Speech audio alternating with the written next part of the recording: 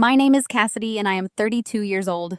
For my 32nd birthday, my grandfather handed me a folded check for $60,000 with a trembling hand. Before I could even thank him, my brother locked the door, trapped me against the wall, and screamed at me to hand it over. When I refused, he slapped me across the face so hard my vision blurred. "Hand it over, or I am calling the police." My sister-in-law sneered from the hallway.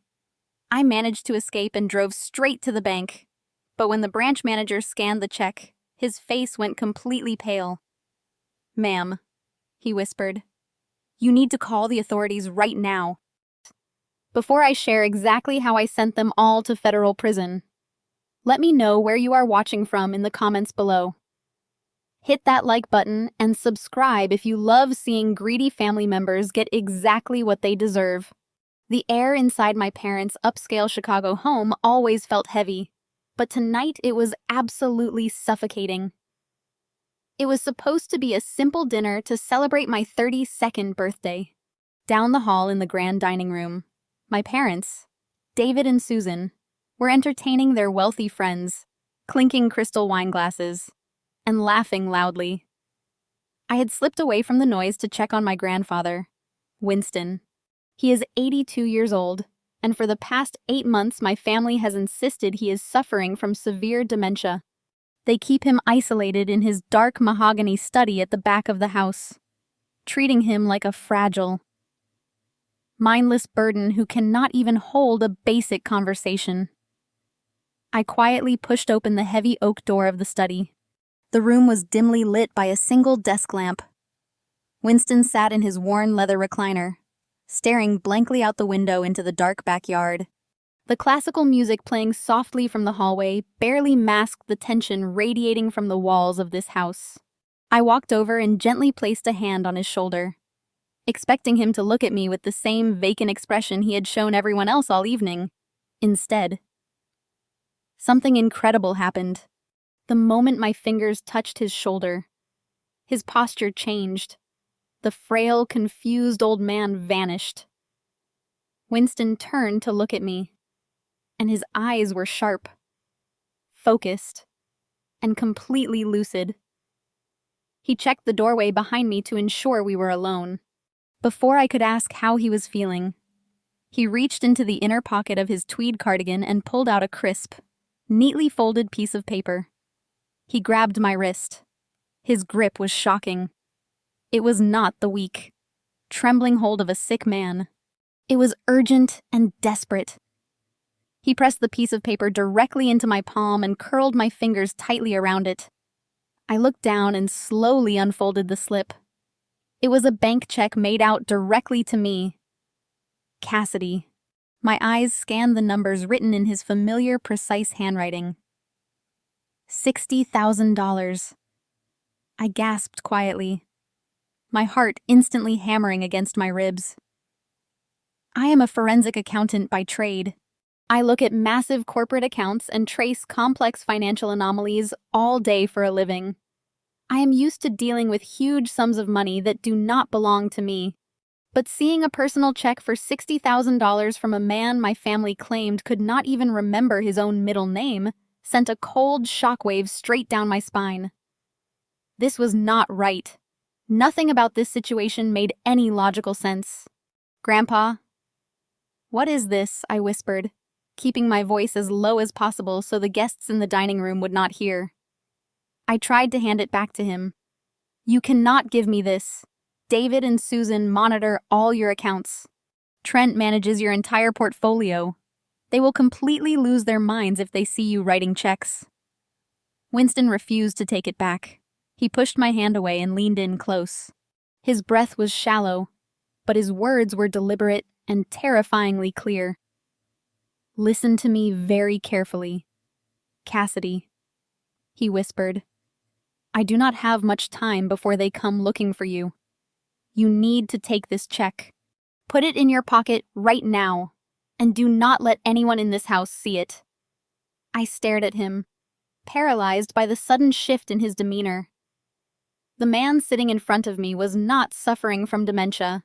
He was terrified, I quickly folded the check and shoved it deep into the pocket of my dress. Tomorrow morning, you go straight to the main bank branch downtown. Winston instructed, his voice dropping to a harsh, urgent rasp. Do not go to any local branch. Go downtown. You find Mr. Mitchell. He is the branch manager. You hand this check directly to him, no one else. Do you understand me? I nodded slowly, my mind racing through a dozen different terrifying scenarios. Why? Mitchell, I asked. Why give me $60,000 right now? What is actually going on here? Winston looked toward the closed door of the study, his eyes darting back to me with raw panic. Just take it to Mitchell. He will know exactly what it means. And Cassidy, whatever you do not tell your parents. Do not tell your brother. Trent, if they find out you have this, they will destroy you just to get it back. Run, Cassidy. When you get the chance tonight, just run. The sheer terror in his voice made my blood run cold. As a forensic accountant, my professional instincts immediately kicked into overdrive. A massive, unexpected sum of money handed over in secret. A specific bank manager named as the only point of contact. A grandfather faking a debilitating medical condition while living under the strict, suffocating financial control of his son and grandson. The pieces were forming a very dark, very dangerous picture. I knew my brother Trent had taken over as Winston's self-appointed wealth manager last year. Trent drove a brand new luxury sports car and lived in a penthouse despite having a mediocre client list. I opened my mouth to ask Winston exactly what Trent was doing with his retirement funds. I needed details.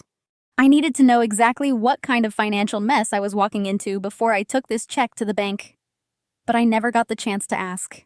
Before I could utter a single syllable, a heavy shadow fell across the sliver of light under the study door. The loud chatter from the dining room suddenly felt very far away. Someone was standing right outside the room listening to us. Winston instantly slumped back into his leather recliner, his sharp gaze dissolving back into the vacant, confused stare of a dementia patient. His chin dropped to his chest, and his hands began to tremble artificially. The transformation was so fast and so flawless it took my breath away.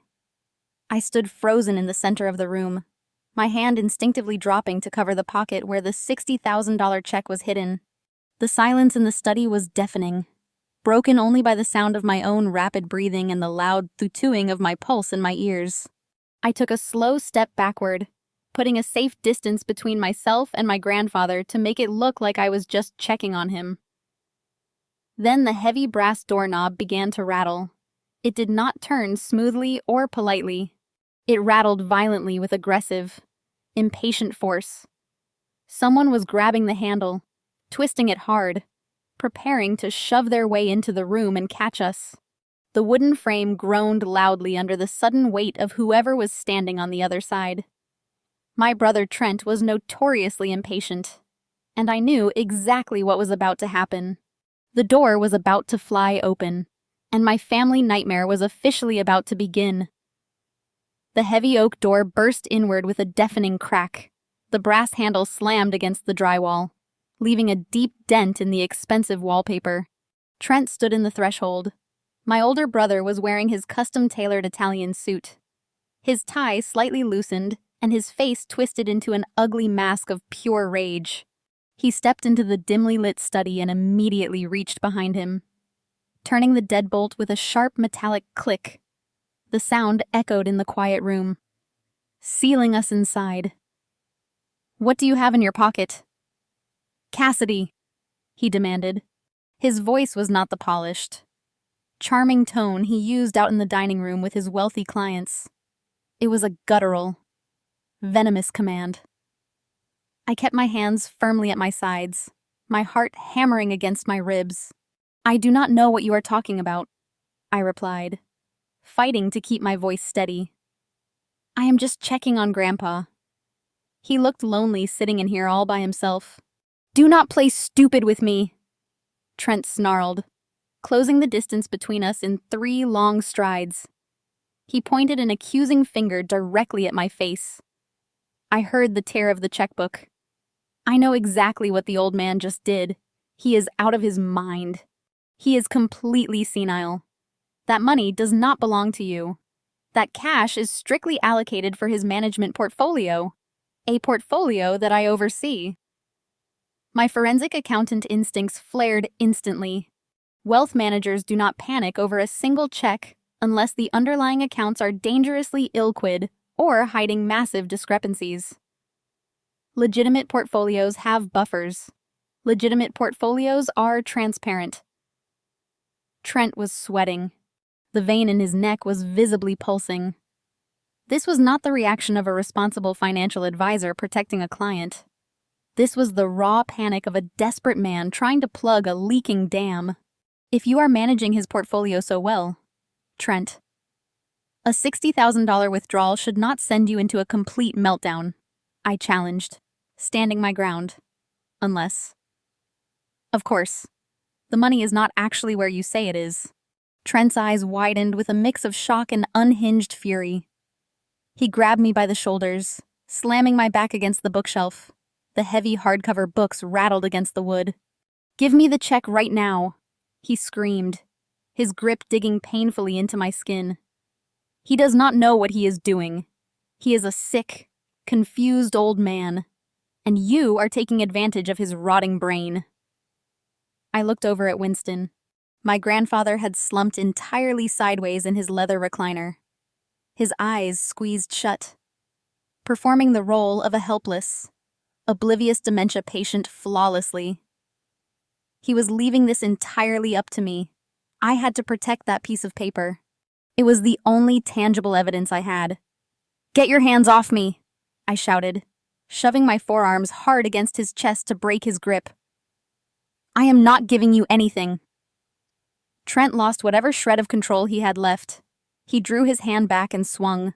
The slap was brutal. His heavy palm struck the left side of my face with a sickening smack. The sheer force of the impact snapped my head to the side, throwing my equilibrium entirely off balance. I stumbled backward, my hip crashing hard against the edge of the mahogany desk. A high-pitched ringing pierced my left ear, and the sharp metallic taste of copper instantly flooded my mouth. I touched my trembling fingers to my split lip, staring at my brother in absolute disbelief. He had just struck me, before I could even process the physical shock. The deadbolt clicked again. The door swung open and the suffocating tension in the room thickened. My sister-in-law Nia stepped effortlessly into the doorway. She looked immaculate, dressed in a sleek designer gown, her flawless makeup entirely undisturbed by the violence that had just occurred. Nia was a high-powered real estate broker, sharp, calculating, and completely ruthless. As a successful African-American woman in the competitive luxury housing market, she projected absolute authority, but behind closed doors. She used that same commanding presence to belittle anyone she deemed beneath her. Nia did not look horrified by the red mark spreading across my cheek. She did not ask if I was okay.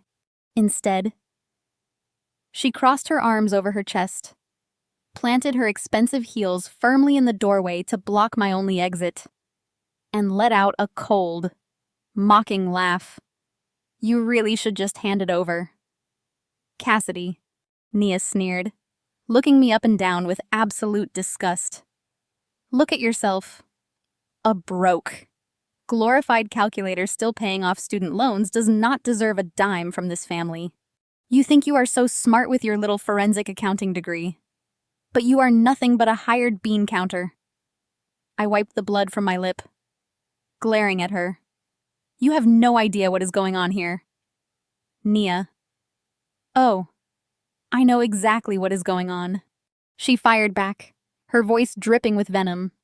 "You are a jealous, pathetic failure who cannot stand watching your brother succeed. Trent has built an empire. He handles millions. And you live in a cramped apartment, crunching numbers for other people's businesses. You are a loser.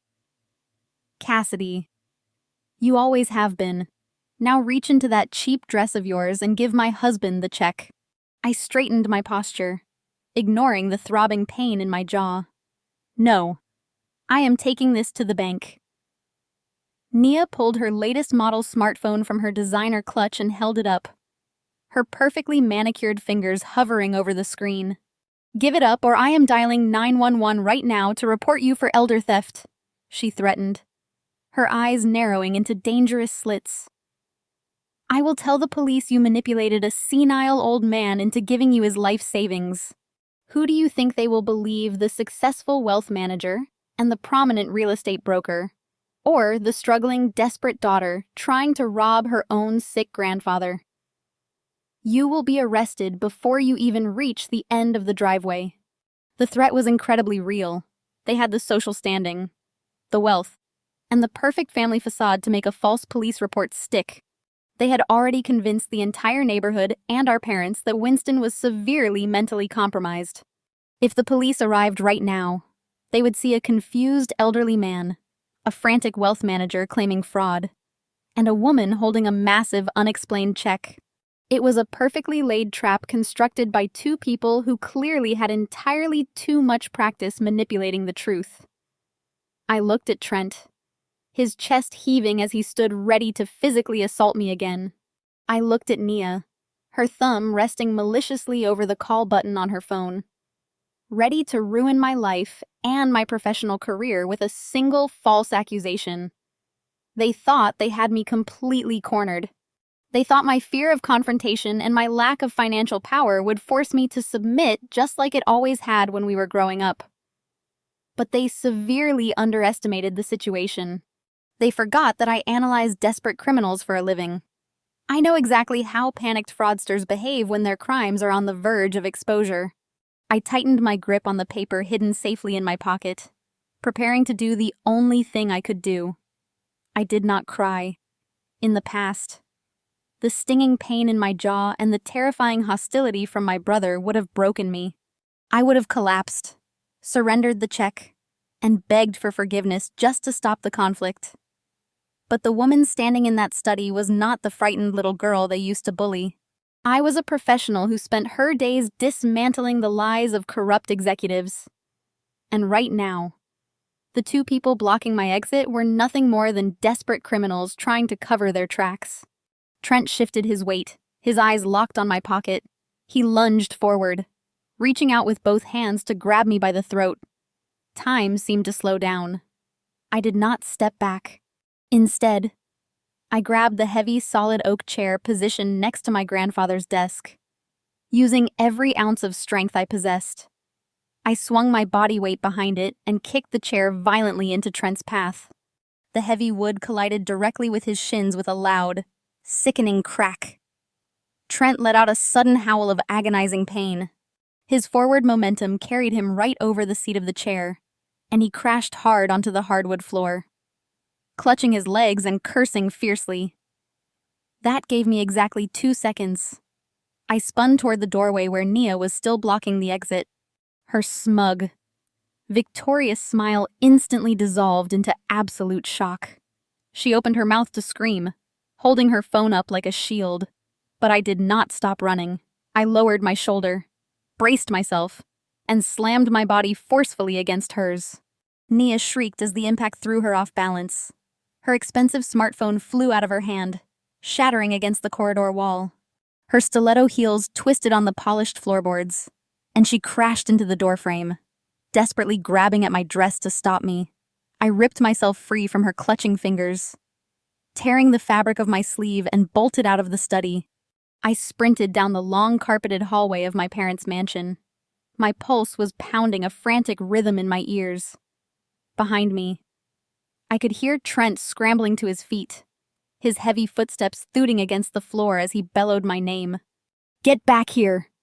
he roared, his voice echoing off the vaulted ceilings. "Catch her! Do not let her out of the house!" I rounded the corner into the grand foyer, slipping slightly on the imported marble tiles. The lavish birthday dinner was still happening just a few feet away in the formal dining room. The sudden commotion from the hallway caused the polite chatter and the clinking of crystal glasses to abruptly cease. A dozen wealthy, Well-dressed guests turned their heads to stare at me. I knew I looked like a complete disaster. My hair was disheveled, my dress was torn, and fresh blood from my split lip was smeared across my chin. Before I could reach the heavy double doors at the front entrance, my mother stepped directly into my path. Susan was holding a glass of expensive red wine, her face a mask of absolute horror and fury. She did not look at my bleeding face. She did not ask if I was hurt. Her only concern was the spectacle I was making in front of her high society friends. "Cassidy, what on earth are you doing?" my mother hissed, her eyes darting nervously toward the dining room. She reached out and clamped her manicured hand tightly around my forearm, her nails digging into my skin. "Stop running around like a lunatic. You are ruining a perfectly good evening. People are staring at you. Let go of me." "Mom," I demanded, my voice sharp and unwavering. I tried to pull my arm away, but her grip was surprisingly strong, fueled by her desperate need to control the optics of the situation. "You are embarrassing this family," she whispered furiously, stepping closer to block the front door. "I do not know what kind of tantrum you are throwing this time, but you will march back down that hallway and apologize to your brother right now." I could hear Trent sprinting down the corridor, his angry footsteps getting closer by the second. I had no time to explain the massive financial fraud to a woman who had blindly sided with her golden son. Anyway, I yanked my arm back with a violent jerk, breaking her hold. Some of her red wine sloshed over the rim of her glass, staining the pristine white rug beneath our feet. My mother gasped in outrage, but I was already throwing my weight against the heavy front door. I burst out into the cool, damp night air. The sudden chill was a sharp shock to my system. My reliable 10-year-old sedan was parked at the very end of the circular driveway, completely out of place among the rows of Mercedes and BMWs belonging to their guests. I sprinted down the driveway, my heels slapping loudly against the pavement. I dug my hand into my purse, blindly searching for my car keys. My fingers brushed against the metal just as I heard the front door of the mansion crash open behind me. Cassidy Trent screamed into the night. I reached my car, jammed the key into the lock, and threw the door open. I slid into the driver's seat, instantly slamming my hand down on the power lock button. All 4 doors locked with a reassuring click.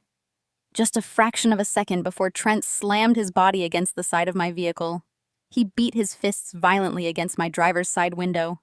His face was contorted with unhinged animalistic rage, his features illuminated by the harsh glow of the outdoor security lights.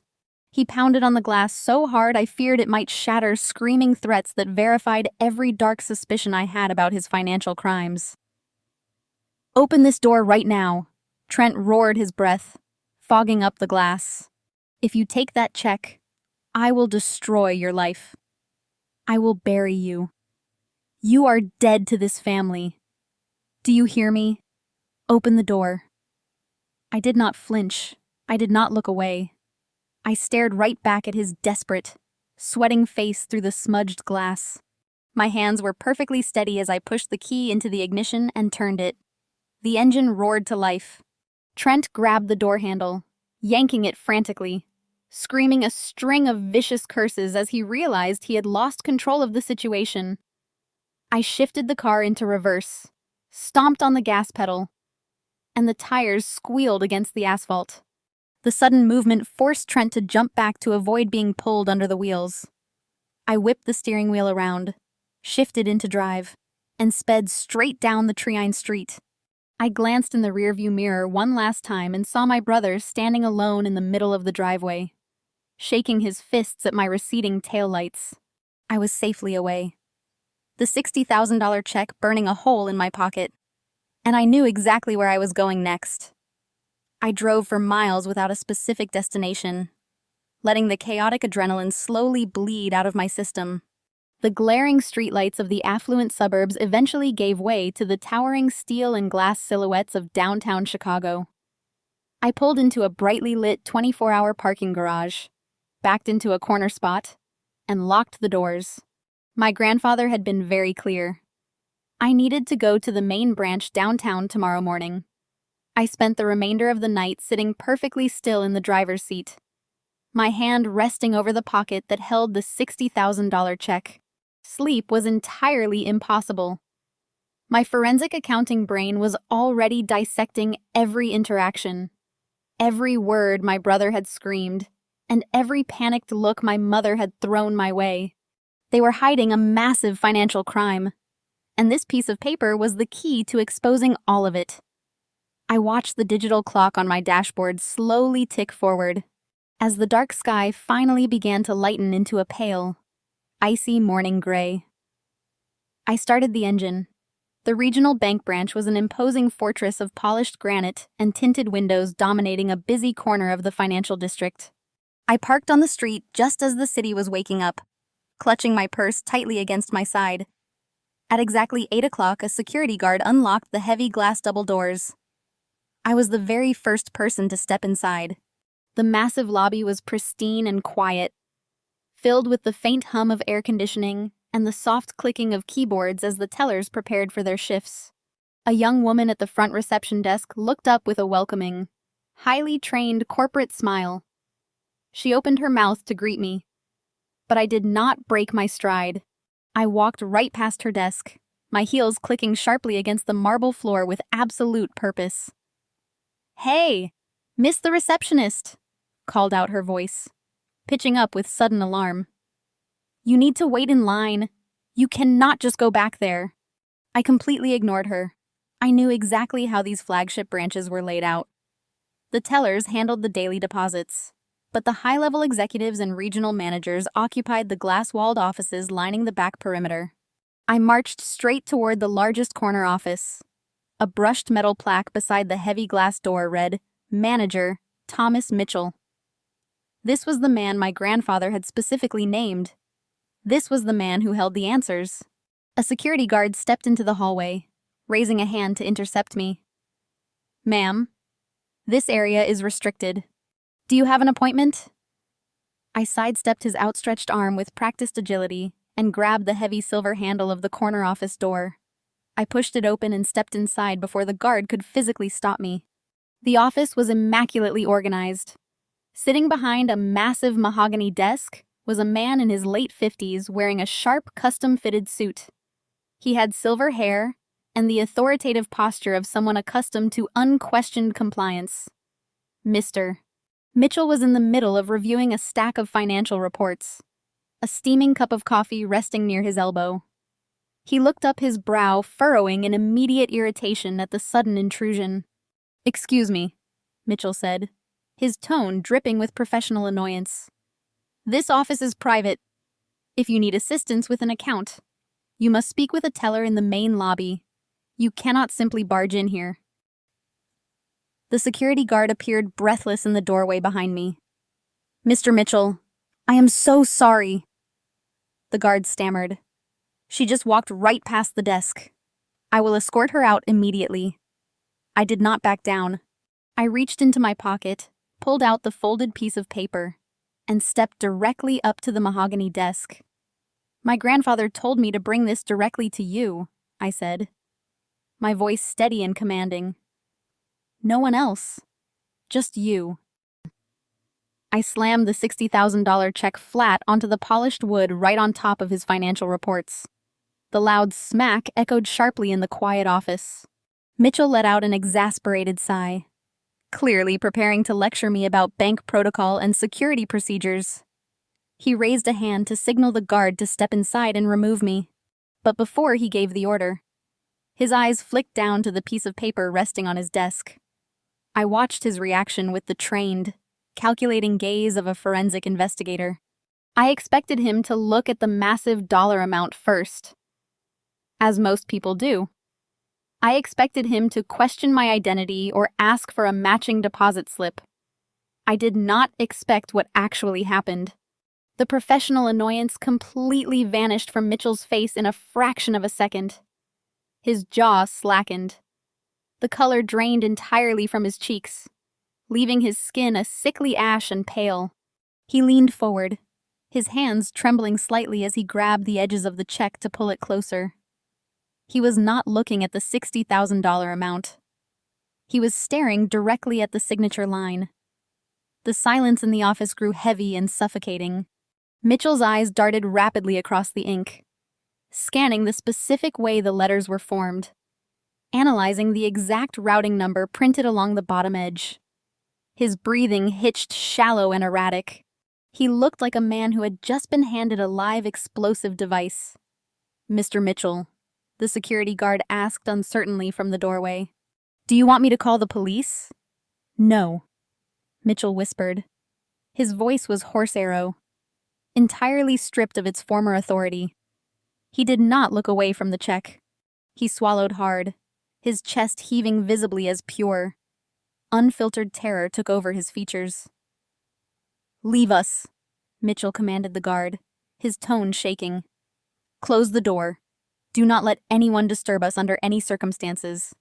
The guard hesitated thoroughly, confused by the sudden shift in atmosphere, but he eventually stepped back and pulled the heavy glass door shut until it clicked securely into place.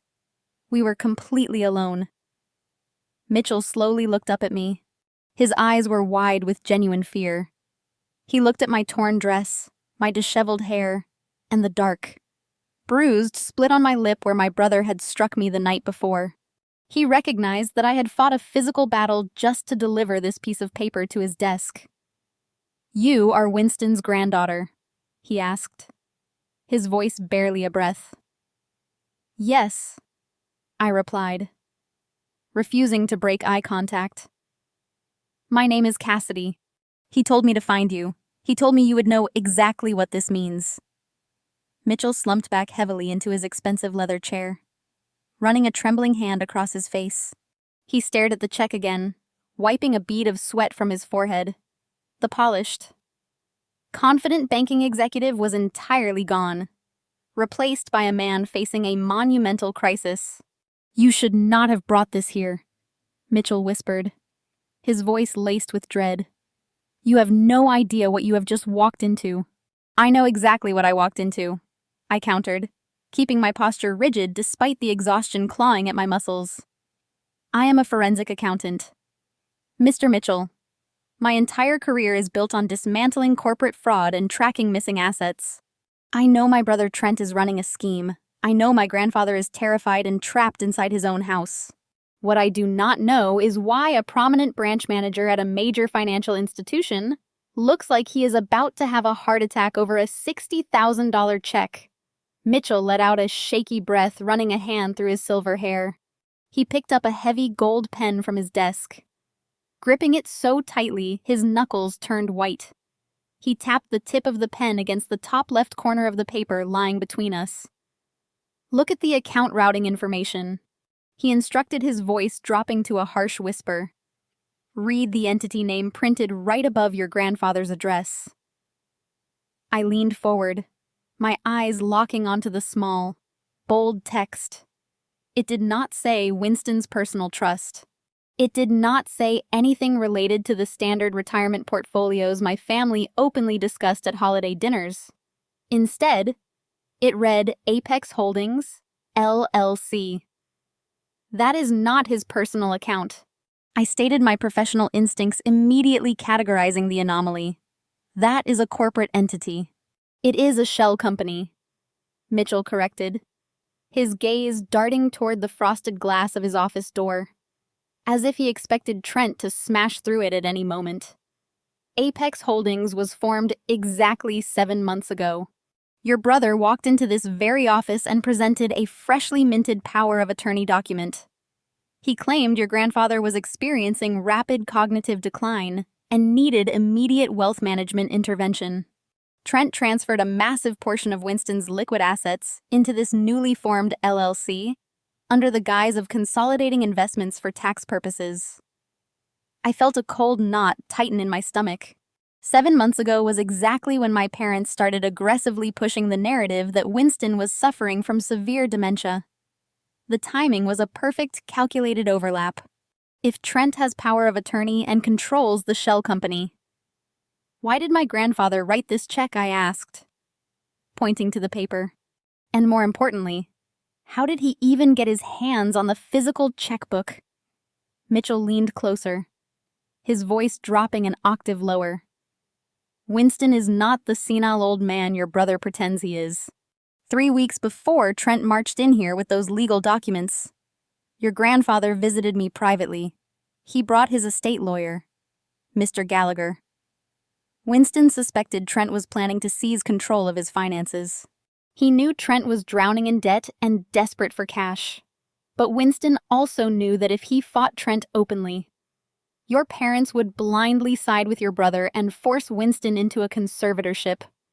So Winston decided to play the long game. He let Trent take the bait. He let Trent set up the shell company. Mitchell paused, picking up the check and holding it up to the desk lamp. The bright light illuminated the dark blue ink of my grandfather's signature. "Look closely at his name," Mitchell said. I squinted at the cursive script. Winston had signed his full legal name perfectly, but right beneath the loops of his signature, he had drawn 2 distinct, heavily pressed lines, a double underline. "It is a prearranged distress signal." Mitchell revealed his tone thick with anxiety. When Winston and Mr. Gallagher sat in this office, they established a fail-safe protocol. Winston secretly kept one checkbook linked to the Apex Holdings account before Trent locked everything down. Winston told me that if he ever presented a check drawn from this specific account signed with a double underline, it meant he was in immediate physical danger and the financial trap was ready to be sprung. It meant Trent had crossed the line from simple mismanagement to active federal embezzlement. My breath caught in my throat. The gravity of the situation was staggering. My grandfather was not just a victim. He was a mastermind, orchestrating a massive sting operation against his own grandson. And he had chosen me to deliver the final blow. "How much has Trent taken?" I demanded, my voice hardening. "Tell me the exact numbers." Mitchell turned toward his dual monitors, quickly typing in a sequence of passwords. He pulled up a complex ledger and spun the screen so I could see the devastating reality.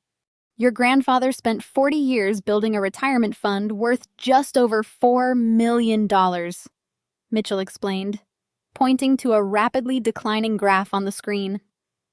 Over the past 7 months, Trent has been slowly bleeding it dry. He is smart. I will give him that. He avoids triggering the automatic federal reporting thresholds by structuring the transactions. He moves money out of Apex Holdings in batches of $8,000 or $9,000, transferring the funds into offshore accounts or wiring them directly to third-party vendors." I stared at the screen, my forensic accounting background, easily translating the fraudulent activity. Structuring is a classic money-laundering technique. Trent was siphoning off Winston's life savings right under everyone's noses, using his authority as a wealth manager to mask the theft as legitimate business investments. He has drained almost $2 million already, Mitchell stammered, pointing to the bottom line of the ledger. "If he continues at this aggressive pace, the entire $4 million fund will be completely liquidated by the end of the year. Winston will be left with absolutely nothing. Your parents will be left with nothing. Trent is destroying your entire family to line his own pockets." The sheer scale of the betrayal made my blood run cold. Trent was not just arrogant and spoiled. He was a ruthless, calculating criminal who was actively stealing millions from his own flesh and blood to fund his lavish fake billionaire lifestyle. Before Mitchell could even lift his hand to grab the sleek black desk phone and dial the federal authorities, a sudden explosive commotion erupted out in the main lobby. The heavy, muffled thud of the bank front entrance flying open violently echoed through the thick frosted glass of the corner office. Mitchell froze his hand, hovering just inches above the receiver. My professional training kicked in, analyzing the auditory cues before I even saw the physical threat. Sharp. Angry footsteps stomped across the polished marble floor, moving with terrifying speed and unmistakable purpose. "We need to call the police right now," Mitchell stammered, his eyes widening as a loud, aggressive voice demanded immediate attention from the terrified receptionist. Before I could agree, the heavy glass door of the manager office was violently wrenched open. slamming against the door's stop with a deafening crash. Trent stormed into the room. His face flushed a deep, violent shade of crimson. He was no longer trying to maintain his polished wealth manager facade. He looked entirely unhinged, breathing heavily like a predator that had finally cornered its prey. And he was not alone. Right behind him, pushing past the stammering security guard, were my parents. David and Susan marched into the executive office with identical expressions of righteous indignation and absolute fury. My mother was clutching her designer handbag so tightly her knuckles were stark white. My father looked at me with a gaze so full of pure disgust it felt like a physical blow to my chest. I thought I turned off my location sharing, I muttered mentally, kicking myself as I instinctively took a step back, positioning myself strategically between Trent and the mahogany desk, where the $60,000 check still lay exposed. "You are still on the family cell phone plan, you idiot." Trent spat his eyes, locking instantly onto the folded piece of paper resting near Mitchell coffee cup. "I tracked your GPS the second I realized you actually had the nerve to come here. I told you I would destroy you if you tried to cash that."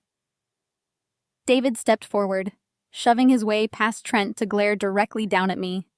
His voice was a low, dangerous rumble that commanded absolute submission. "Cassidy, you will hand over that check this instant. I cannot believe you would stoop this low, sneaking into your sick grandfather room in the middle of the night, manipulating a man whose brain is literally deteriorating just to line your own pockets. You are a disgrace to this family." "Mr." Mitchell stood up from his chair, his hands visibly shaking, but he attempted to assert his authority as the branch manager. "David, please lower your voice.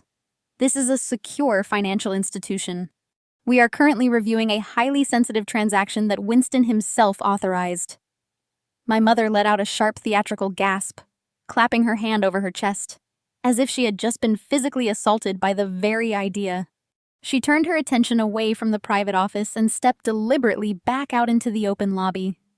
She knew exactly what she was doing. Susan thrived on public spectacle. She used social pressure and public humiliation as her primary weapons of control.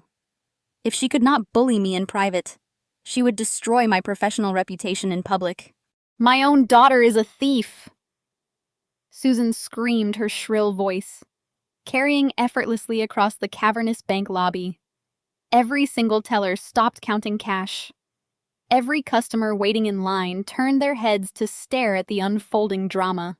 Look at her, a grown woman, a so-called professional preying on a helpless, senile old man who cannot even remember what he had for breakfast. I stepped out of the office, refusing to cower behind Mitchell. "Mom, stop this right now," I demanded, keeping my voice firm and authoritative. "You are making a massive scene, and you do not understand the financial reality of what is actually happening here." "Oh, I understand perfectly," David roared, joining my mother in the center of the lobby. He pointed an accusatory finger right at my face, ensuring every bystander in the building knew exactly who the villain was supposed to be. "You have always been jealous of your brother. You have resented Trent for years because he is successful because he handles high-level investments while you just crunch numbers in a cubicle. So you decided to sabotage his hard work. You decided to rob your own grandfather just to spite the son who actually takes care of him." The sheer audacity of the gaslighting was staggering. They were standing in the middle of a federal bank, screaming that I was the criminal, while Trent stood right behind them, actively attempting to cover up a multi-million-dollar embezzlement scheme. The customers in the lobby began whispering among themselves. A few people pulled out their phones, their eyes darting between my disheveled appearance and my impeccably dressed, outraged parents. To an outside observer, the narrative was perfectly clear. I looked like a desperate, erratic woman who had just been caught red-handed committing elder abuse. Trent stepped out of the office to join my parents, playing the role of the exhausted, responsible caretaker to absolute perfection. He sighed heavily, rubbing his temples as if my actions were causing him immense personal pain. "Folks," I apologized for the disruption. Trent announced to the staring crowd, projecting his voice with practiced corporate charm. My sister has been struggling with some severe emotional instability lately. She took advantage of our grandfather, who suffers from advanced dementia. We are just trying to handle this family tragedy privately before she commits a serious felony. The manipulation was flawless. He was weaponizing the stigma of mental instability against me, validating my parents' outrageous claims and painting himself as the heroic savior all at once. He does not have dementia. I shouted my professional restraint, finally breaking. I pointed directly at Trent. He is lucid, and he is terrified of you. That check is a distress signal because you are draining his retirement accounts into a shell company. My mother marched right up to me, invading my personal space. Her eyes were blazing with a manic, unyielding loyalty to her golden child. "Shut your mouth, Cassidy," she hissed, her voice dropping to a venomous whisper meant only for me. "You are making a fool of yourself. Trent is executing complex tax strategies that a simple bookkeeper like you could never comprehend. He is protecting our family wealth. You are just a bitter, ungrateful girl who wants to steal a confused old man money to pay off your pathetic debts." I stared at the woman who gave birth to me, feeling a final, irreparable fracture in my heart. Susan and David did not care about the truth. They did not care about forensic accounting routing numbers or wire fraud. They were entirely willing to sacrifice me to brand me a criminal in front of dozens of witnesses just to protect the polished, affluent facade that Trent provided for them. Mitchell emerged from his office, clutching the $60,000 check tightly against his chest. He looked at the security guards who were now flanking the lobby doors, unsure of who they were supposed to detain. The tension in the air was absolute. My family had successfully cornered me in a public arena, attempting to use shame and intimidation to force my compliance. But as I looked at Trent's smug, victorious smile, I knew they had made a fatal miscalculation. They had brought a fight about financial fraud into a bank, assuming my fear of embarrassment would override my knowledge of the law. My mother took another aggressive step forward, her expensive perfume creating a suffocating cloud in the sterile bank lobby. "You have always been envious of Trent." Susan sneered, her voice carrying an edge of practiced theatricality designed to sway the onlookers. She gestured wildly toward my brother, who stood looking like a perfect polished executive despite the chaos he had just caused. "Just because he drives a Porsche and you drive a 10-year-old junker does not give you the right to sabotage his tax-saving investments for your grandfather. Do you have any idea how hard your brother works to secure our family legacy? You are trying to ruin him out of pure, bitter spite." I stared at her, genuinely amazed by the sheer magnitude of her delusion. Tax-saving investments. The phrase was absolutely laughable. I looked around the lobby, making sure my voice was loud, clear, and perfectly steady. "Mom, transferring $4 million of liquid retirement funds into a newly formed offshore shell company is not a tax-saving investment," I stated, enunciating every single syllable so the security guards and the bank tellers could hear me perfectly. "It is a textbook layering technique used in money laundering. He is stripping Winston of his life savings to pay off his own massive personal debts. That Porsche you are so proud of is financed by your own father's stolen retirement money." My father stepped in, his face purple with outrage. "That is a disgusting, baseless lie," David roared. "Trent is an accredited wealth manager. He is restructuring the portfolio to avoid heavy estate taxes. You are just a glorified bookkeeper who cannot stand the fact that your brother makes more in a month than you make in a year. You have always tried to tear him down to make yourself feel better about your own pathetic life. You dropped out of our social circle. You refused to join the family firm. And now you show up here looking like a maniac to steal from a sick old man." While my parents continued their loud, vitriolic character assassination. Trent realized that screaming in a federal bank was a terrible strategy for a man actively committing financial fraud. He needed to de-escalate the public spectacle immediately before someone actually called the police and triggered an official inquiry. I watched him smoothly pivot. His face instantly transformed from a mask of violent rage into an expression of deep, exhausted sorrow. He turned his back on me and walked slowly toward the two armed security guards who were standing near the exit, observing the chaos with their hands resting cautiously on their radios. "Officers, I am so incredibly sorry for this disruption," Trent said, his voice dropping into a smooth, comforting, and highly persuasive baritone. He raised his hands in a placating gesture, flashing them an apologetic, charming smile that he normally reserved for his wealthiest clients. "My sister is not well. She has been struggling with some very severe psychological episodes lately. We have been trying to get her the psychiatric help she desperately needs. But as you can see, she is prone to these sudden, erratic delusions. She truly believes these wild conspiracies about our family." The guards visibly relaxed their hands, moving away from their utility belts. Trent was employing a classic manipulator tactic, isolating the target by establishing immediate rapport with the authority figures in the room. He looked the exact part of a successful, burdened caretaker. He was wearing a $3,000 suit, a luxury watch, and a calm, rational expression. I, on the other hand, was standing there with messy hair, a torn dress, and a bleeding lip from where he had physically assaulted me the night before, to a total stranger. His carefully constructed narrative made complete logical sense. Our grandfather was recently diagnosed with severe late-stage dementia. Trent continued shaking his head with practiced sadness. "It has been a living nightmare for our family. He gets confused. He wanders the house and sometimes he writes checks to people without understanding what he is doing or what the money represents. My sister here, in her current mental state, snuck into his room last night and convinced him to hand over $60,000. We are just trying to get that invalid check back before she commits a federal crime and ruins her own life.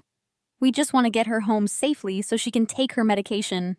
My mother immediately picked up on Trent's strategy and chimed in, adopting a faux maternal tone that made my stomach physically churn. "It breaks my heart to see her like this," Susan said, wiping a completely non-existent tear from her cheek for the benefit of the watching tellers.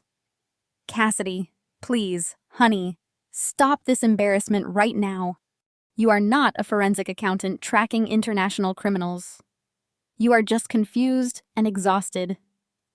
Come home with us right now before you force these nice security guards to arrest you for causing a disturbance." Trent turned his attention back to Mr. Mitchell, who was still standing paralyzed outside his office, clutching the check tightly against his chest. "Mr. Mitchell, I know this is highly irregular," Trent said, his voice dripping with professional camaraderie as he approached the bank manager. "As Winston's legal power of attorney, I must formally request that you hand that canceled check back to me immediately.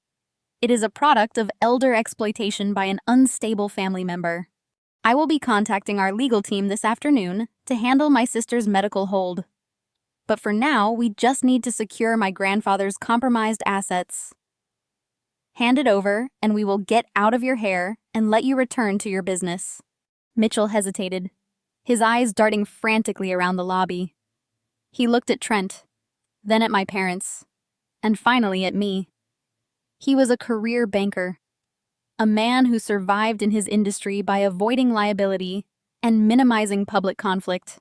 The pressure of the affluent family demanding compliance was immense, and Trent was offering him a very easy, quiet way out of a potentially explosive situation.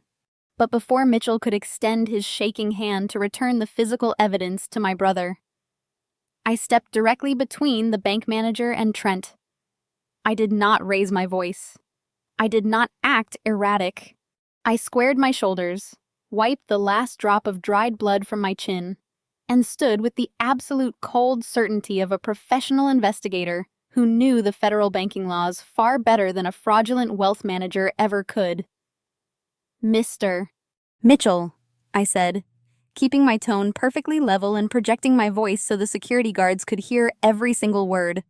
"Under the Bank Secrecy Act and federal regulations regarding the financial exploitation of vulnerable adults, surrendering a flag check to a suspected perpetrator of fraud makes you a direct accessory to money laundering. If you hand that piece of paper to my brother, I will ensure federal authorities hold you accountable for facilitating the theft of $4 million. Mitchell snatched his hand back as if the paper had suddenly caught fire.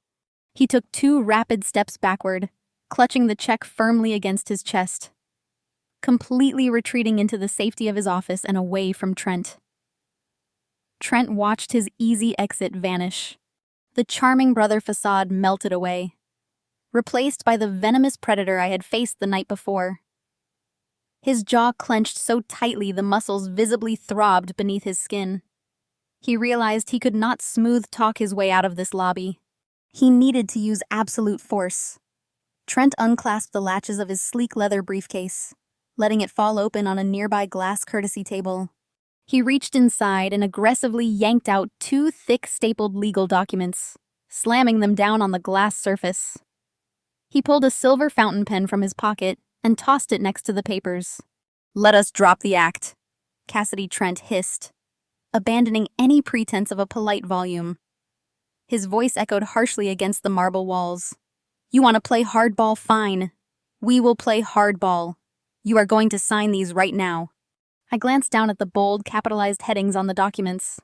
The first was a comprehensive non-disclosure agreement forbidding me from discussing Winston's finances, Apex Holdings, or Trent's wealth management practices under penalty of massive financial ruin. The second document was a formal waiver of inheritance, permanently forfeiting any claim I might have to Winston's estate, effectively redirecting my entire portion straight back into Trent's greedy hands. "Sign them," Trent commanded, leaning over the glass table with a predatory smirk. "If you sign the waiver, sign the NDA, and tell Mitchell to hand me that check. I will walk out of here and leave you alone. If you refuse, I will press formal criminal charges against you for aggravated assault." I stared at him, genuinely taken aback by his sheer audacity. "Assault?" I asked, my voice laced with icy disbelief. Trent pointed directly at his own legs. "You deliberately attacked me last night. You violently kicked a heavy oak chair directly into my shins, causing physical injury before fleeing the scene of a crime. I have the medical documentation, and I have 2 eyewitnesses who will testify that you launched an unprovoked, vicious physical attack against me when I tried to stop you from robbing our grandfather." David and Susan stepped up to flank my brother, forming a united, impenetrable wall of familial betrayal. My father crossed his arms, looking at me with pure disdain. "You brought this on yourself, Cassidy," David growled. "Trent is offering you a highly generous way out. Take the deal. You sign those papers. You give your brother back his management funds, and we will not let you go to prison for battery and elder theft." My mother nodded, her eyes gleaming with toxic manipulation. "We are trying to protect you from your destructive choices," Susan added, her voice dripping with fake sympathy. "You have no money for a defense attorney. You have no power here. Just sign the documents, surrender the check, and go back to your sad little apartment. It is the only way to save your future." I stood perfectly still in the center of the bank lobby, letting their vicious threats wash over me. For my entire life, I had craved their validation. I had desperately wanted my parents to look at me with the same pride and adoration they freely showered upon Trent. But standing here watching them actively blackmail me to cover up a multi-million-dollar federal crime. The final illusion. Completely shattered. They were not misguided. They were not simply favoring the golden child. They were active, willing participants in my destruction. The icy realization settled deep into my bones, bringing with it a profound, absolute sense of liberation. I no longer feared their rejection because I finally understood that their approval was entirely worthless. I slowly reached out and picked up the thick stack of legal documents from the glass table. Trent smirked his chest, puffing out with arrogant triumph. He thought he had won. He thought the threat of criminal charges and my parents' disappointment had finally broken my spirit. I looked Trent dead in the eyes. Then, with slow, deliberate precision, I gripped the top of the stapled packets and ripped them straight down the middle. The crisp sound of tearing paper echoed in the silent lobby. Trent's smug smile vanished. My mother gasped, taking a shocked step backward. I put the torn halves together and ripped them again, reducing my brother's meticulous legal blackmail into a handful of jagged, useless shreds. I dropped the destroyed documents directly at my mother's feet. The torn paper fluttered to the marble floor like dead leaves. "You can take your fake assault charges and your fraudulent waivers and choke on them," I said, my voice ringing with absolute authority. "You have no power over me anymore. I am not signing anything, and I am certainly not giving you this check." I turned my back on my stunned family and walked straight toward the manager office. Mitchell was still standing just inside his doorway, watching the entire exchange with wide, terrified eyes. I held out my hand. "Give me the check, Mr. Mitchell," I demanded. "If you surrender it to them, you go down with Trent. You know exactly what a double underline means. Hand it to me right now." "Right." Mitchell hesitated for only a fraction of a second. The threat of federal prison outweighed his fear of my arrogant brother. With a trembling hand, Mitchell stepped forward and placed the $60,000 check firmly into my palm. I slid the check safely back into my own pocket. Without looking back at my family, I turned and walked straight toward the bank exit. My heels clicked against the floor with powerful rhythmic purpose. "Cassidy!" my father bellowed, his voice cracking with rage.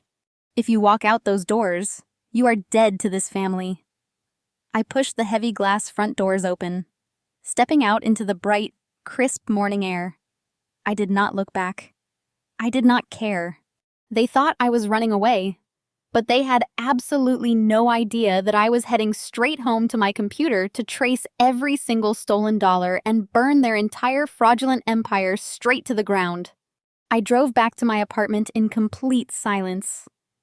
The chaotic noise of the bank lobby and my parents' vicious threats faded into the background, replaced by the humming of my car engine and the singular laser-focused objective forming in my mind. When I pulled into my designated parking spot, I did not feel a single ounce of sorrow for the family I had just left behind. I marched up the 3 flights of stairs to my apartment, unlocked the deadbolt, and stepped inside. I locked the door securely behind me, tossed my keys onto the kitchen counter, and walked straight into my home office. My family had spent years mocking my career. Trent loved to parade around at country club dinners, calling himself a visionary wealth manager while dismissing me as a broke, glorified calculator. My parents laughed at his jokes, genuinely believing that all I did was sit in a gray cubicle checking math errors on basic tax returns. I am a forensic accountant. I do not just count money. I hunt it down. I dismantle complex financial webs, trace hidden assets across international borders, and build airtight federal cases against white-collar criminals who think they are smarter than the system. And today, the criminal I was hunting was my own brother. I sat down in my ergonomic office chair and hit the power button on my computer tower. My dual monitors flickered to life, illuminating the dim room with a cool blue glow. I pulled the $60,000 check from my pocket, smoothing out the creases, and placed it flat on my desk directly beneath my desk lamp. I did not need access to Winston personal bank accounts to figure out what Trent was doing. I just needed a single thread to pull, and Trent, in his arrogant desperation to bleed my grandfather dry, had handed me the perfect thread. I opened my specialized financial tracking software, a proprietary database that aggregates public corporate filings, routing data, and registered agent histories. I typed the 9-digit routing number and the corresponding account number printed at the bottom of the check into my system. Then I entered the name printed at the top left corner. Apex Holdings, LLC. Trent thought he was a financial genius, but he was incredibly sloppy. Amateurs always assume that forming a limited liability company automatically grants them absolute invisibility. They think throwing a few corporate layers over their stolen cash acts as an impenetrable shield. But forensic accounting relies on the fact that money always leaves a digital footprint. Always. Apex Holdings, LLC was registered in Delaware, a state known for its business-friendly privacy laws. Trent clearly chose Delaware, hoping to obscure the ownership records. However, he made his first massive mistake during the registration process. To maintain absolute control over the stolen funds, he listed himself as the sole managing member. He did not even bother to use a proxy or a registered agent service to hide his identity. His full legal name and his private office address were sitting right there in the open corporate registry. I leaned closer to the monitor, my fingers flying across the keyboard as I initiated a deep dive into the corporate filings associated with his office address. If Trent was brazen enough to use his own name on the primary shell company, he was likely running a network of interconnected entities to move the stolen retirement funds. I ran a cross-reference search looking for any other businesses registered to that exact same address or linked to his specific wealth management credentials within the last 7 months. The screen blinked and a list of 5 different shell companies populated my secondary monitor. Summit Ventures, Pinnacle Financial, Crestview Holdings, Zenith Strategies, Apex Holdings. I let out a sharp, humorless laugh. Trent could not even be creative with his corporate naming conventions. He was just cycling through a thesaurus for words related to mountains and peaks. It was almost insulting how lazy he was. I began tracing the transaction histories connected to the routing numbers associated with these 5 entities. In the financial investigation world, we look for a concept called structuring. Criminals try to evade the $10,000 reporting requirement set by the federal government by breaking large sums of stolen money into smaller, less suspicious transactions. Mitchell had already confirmed that Trent was moving funds out of Winston retirement accounts in batches of $8,000 and $9,000. I needed to see exactly where those specific batches were going after they hit the Delaware shell companies. The stolen money was flowing out of Winston legitimate retirement portfolio and dumping straight into Apex Holdings. From there, Trent was frantically shuffling the cash back and forth between the other 4 shell companies. He was executing dozens of meaningless transfers between Summit Pinnacle and Crestview, trying to create a chaotic financial maze that would confuse a standard auditor. He was layering the money, trying to wash off the scent of elder exploitation before he finally withdrew it for his own use.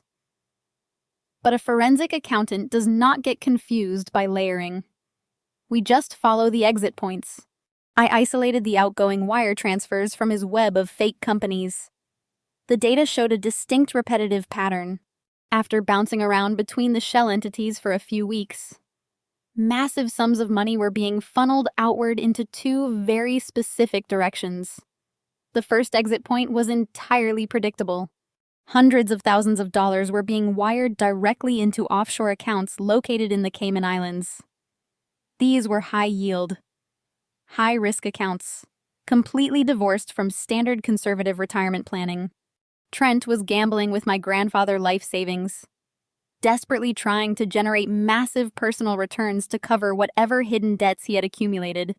But it was the second exit point that made my blood run cold and set the stage for my ultimate revenge. I stared at the secondary exit point on my monitor, tracing the digital breadcrumbs Trent had so carelessly left behind. In forensic accounting, we use a term called layering to describe moving illicit funds through complex financial transactions. The goal of layering is distancing stolen money from its original source, making it nearly impossible for a standard auditor to follow the trail. Trent had certainly tried his best to layer Winston's retirement funds.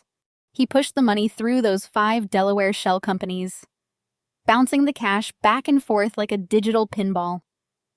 However, a fraudster can layer the money 1,000 times, but eventually they have to spend it.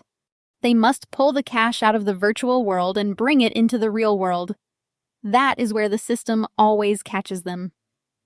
I opened a new spreadsheet and began mapping the exact trajectory of the second exit point. Trent was not just sending money to the Cayman Islands. He was funneling massive streams of cash directly back into the domestic banking system. But he was not putting the money into a legitimate investment portfolio for our grandfather. He was routing the funds into a series of private high-yield checking accounts registered under his own personal Social Security number. The sheer volume of the transfers was breathtaking. I watched the numbers populate on my screen, transaction by transaction. Trent was utilizing a classic structuring method, transferring the funds in precise increments of $9. 900 to avoid triggering the automated currency transaction reports that banks are legally required to file with the federal government for any movement over $10,000. He thought he was outsmarting the system by flying just under the radar. What he did not realize was that repetitive transactions just beneath the reporting threshold trigger a different, much more dangerous alert called a suspicious activity report. He had essentially painted a giant glowing bullseye on his own financial records for any federal investigator who bothered to look. And I was looking very closely. Once I gained visibility into his personal expenditure accounts, the polished illusion of Trent, the successful wealth manager, completely shattered. My brother was not a financial prodigy. He was completely broke, drowning in a mountain of fabricated affluence. I pulled up the expense reports, my eyes narrowing as I documented his daily spending habits. The $60,000 check Winston had handed me was a drop in the bucket compared to what Trent was burning through on a monthly basis. I categorized the outgoing payments, highlighting the sheer absurdity of his lifestyle. There were massive recurring auto loan payments to a luxury dealership in downtown Chicago, the custom Porsche that my mother had bragged about.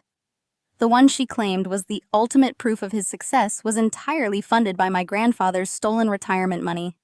There were exorbitant initiation fees and monthly dues paid to an elite members-only country club where Trent took his clients to play golf and project an aura of established wealth. The spending did not stop there. The ledger was a grotesque display of unearned luxury. I saw thousands of dollars bleeding out to high-end tailor for custom Italian suits. There were massive charges at five-star restaurants, luxury steakhouse, and exclusive cocktail lounges. He was dropping $2 or $3,000 on a single dinner, treating his associates and my blindly enabling parents to lavish meals, all while using stolen funds. Every single time my father proudly boasted about Trent picking up the check. Winston was the one actually footing the bill. The hypocrisy of the confrontation in the bank lobby suddenly tasted even more bitter. My parents had stood in front of a dozen strangers and screamed that I was a jealous, pathetic failure. They had humiliated me, claiming I resented Trent because he worked hard and drove a luxury car. They had fully supported him as he threatened to have me arrested for elder abuse. Meanwhile, their golden child was actively committing federal wire fraud to finance the exact lifestyle they were ripped. He was stealing the family legacy they claimed to protect to buy expensive clothes. I clicked the save button on my spreadsheet, securing the growing mountain of evidence. The case for wire fraud was absolutely airtight. To secure a federal conviction for wire fraud, the prosecution only needs to prove two elements. First, the defendant devised a scheme to defraud someone of money or property. Second, the defendant used interstate wire communications to execute that scheme. Trent had deliberately set up fraudulent shell companies to steal from an elderly man, and he had used digital banking networks to move the stolen cash across state lines into his own pockets. It was a textbook felony carrying a maximum sentence of 20 years in federal prison for each transaction. I had documented over 40 separate structured transfers. Trent was looking at a potential sentence that would keep him locked behind bars for the rest of his natural life. But as I continued to scrub the data, my eyes caught a peculiar anomaly. The personal spending, the cars, the suits, the country club memberships. None of it fully accounted for the massive drain on Winston's $4 million fund. Trent was burning through cash at an alarming rate. but there were still millions of dollars missing from the overall ledger. The offshore accounts in the Cayman Islands held a significant chunk, but there was a massive hole in the domestic transfers. I adjusted my search parameters, widening the scope of the investigation. If the money was not sitting in Trent's personal accounts, and it had not been wired overseas, it had to be parked somewhere incredibly secure. Criminals who embezzle millions rarely leave the bulk of the cash sitting in liquid form. They turn it into hard assets. They buy things that appreciate in value, things that can be easily collateralized or sold later if they need to launder the money back into the legitimate market. I ran a reverse trace on the largest outgoing wire transfers from the Apex Holdings Shell account. These were not the structured $9,000 payments. These were massive, bold, six-figure wires that bypassed his personal accounts entirely. The data loaded on my second monitor, revealing a string of routing numbers that belonged to a commercial escrow account. The money was being funneled directly into the real estate market, and the name registered to the receiving escrow account made the final devastating piece of the puzzle snap perfectly into place. The name glaring back at me from the commercial escrow account routing data was Vanguard Prestige Realty. That was not a random holding firm or an anonymous offshore trust. That was the boutique luxury real estate brokerage owned and operated entirely by my sister-in-law, Nia. I leaned back in my ergonomic office chair, letting the sheer magnitude of the betrayal wash over me. Trent was not operating alone. He was not a lone wolf, desperately stealing from his grandfather to cover his own personal debts. This was a coordinated, highly sophisticated criminal enterprise, and Nia was up to her elbows in stolen cash. Real estate has always been the ultimate playground for money launderers. Criminals love parking illicit funds in physical properties because it immediately legitimizes the cash. Once dirty money is converted into a luxury home, the asset can be sold, rented, or leveraged effectively, washing the funds clean and bringing them back into the legal economy. Nia, with her prestigious real estate license and access to commercial escrow accounts, provided the perfecting machine for Trent's embezzled millions. I opened a new tab on my browser and logged directly into the County Clerk Property Records database. As a forensic accountant, pulling public property deeds is second nature. I entered NIA's full legal name into the search bar, bypassed the standard residential listings, and filtered the results to show only commercial and luxury acquisitions finalized within the last 7 months, the exact time frame since Trent established the fake wealth management portfolio. The search results populated instantly, and the data was absolutely staggering. Nia had not just purchased one property to hide the cash. She had gone on an absolute buying spree. I clicked on the first property deed. It was a sprawling, ultra-outer-earn penthouse located in the heart of the downtown financial district. The purchase price was listed at $1.2 million. The transaction history showed it was an all-cash offer, bypassing the mortgage approval process entirely. Criminals pay in cash because banks ask too many questions when issuing a loan. The funding source listed on the closing documents matched the massive wire transfers I had just traced out of Winston's stolen retirement accounts. I moved to the second property. It was a massive multi-level beachfront estate in an exclusive gated community purchased just 3 months ago for a staggering $1.8 million. Again, it was an all-cash transaction completely funded by the illicit wires routed through Vanguard Prestige Realty. The third property was a historic renovated commercial building in an up-and-coming arts district acquired for just under $900,000. Trent was draining Winston's life savings, and Nia was immediately converting those stolen dollars into an untouchable real estate portfolio. But the most arrogant, infuriating detail of the entire operation was printed right there on the official property deeds. I zoomed in on the ownership section of the legal documents. The properties were not listed under Winston's name. They were not held in a trust for the family. They were not even registered under Trent's name. Every single property was deed exclusively to Nia.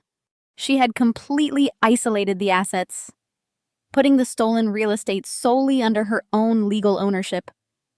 My mind flashed back to the horrific confrontation in the bank lobby just hours ago and the violent encounter in the study the night before. I remembered Nia standing in the doorway, blocking my exit. Her flawless makeup and designer gown projecting an aura of absolute superiority. I remembered the vile, mocking tone of her voice as she looked down on me and called me a broke, glorified calculator. She had laughed in my face, threatening to call the police and ruin my life, all while standing on a mountain of my grandfather's stolen money. She felt entirely invincible because she believed she had successfully outsmarted the system. She thought her high society status and her real estate license made her untouchable. She assumed that a simple accountant like me would never possess the skills or the audacity to look behind the curtain of her glamorous life. She was dead wrong. By purchasing those properties in her own name using embezzled funds, Nia had elevated this entire situation from a simple case of elder financial abuse into a massive federal crime. She was actively receiving the proceeds of wire fraud and engaging in high money laundering. In the eyes of the federal government, this constituted a criminal conspiracy.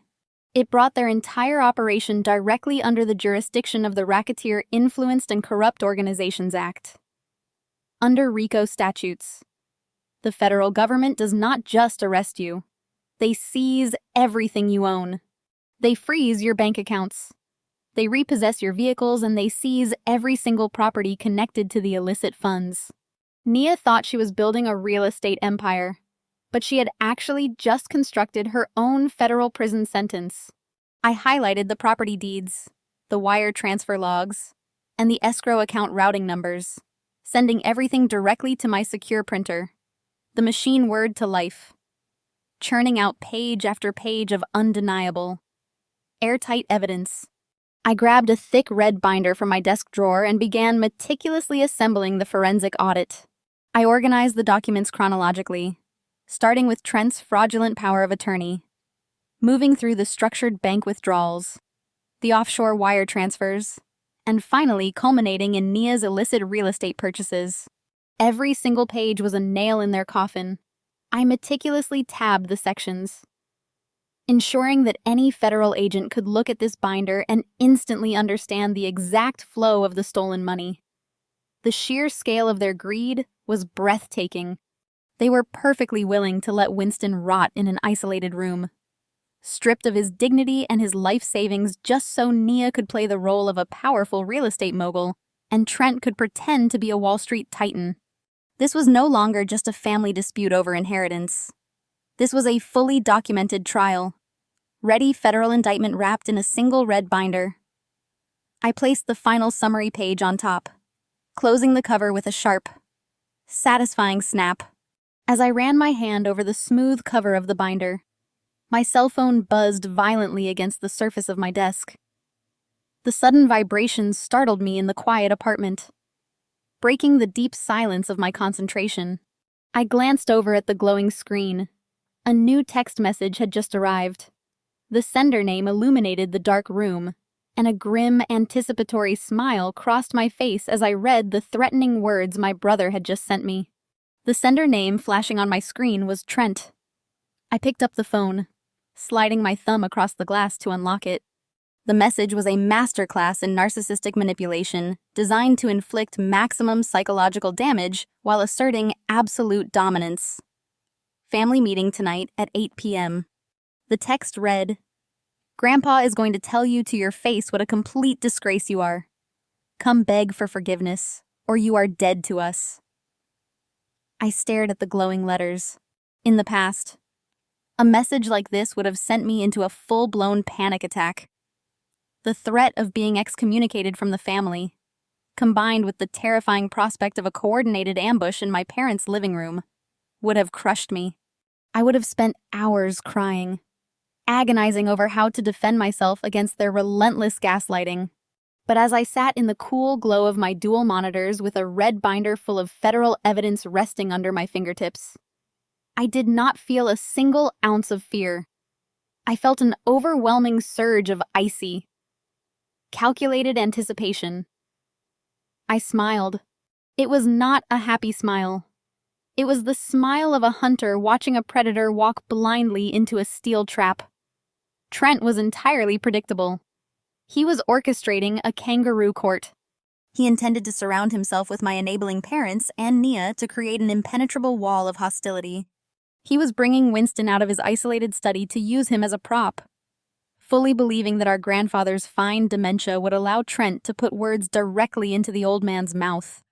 Trent wanted to force me to my knees to make me surrender the $60,000 check under the crushing weight of public familial shame. He thought he was the ultimate puppet master.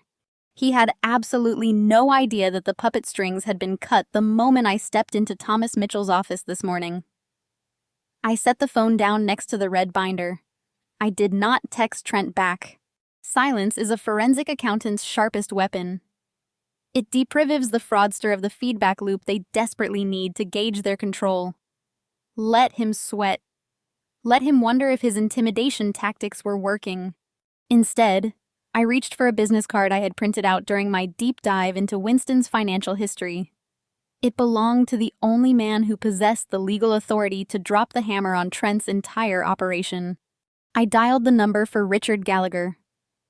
Mr. Gallagher was not just a standard estate attorney. He was a veteran legal shark who specialized in high net W worth asset protection and complex trust litigation. My grandfather had retained his services decades ago, specifically because Gallagher had a reputation for being absolutely ruthless in the courtroom. If Mitchell was the terrified banker caught in the crossfire, Gallagher was the apex predator waiting patiently in the deep water. The phone rang twice before a sharp, authoritative voice answered.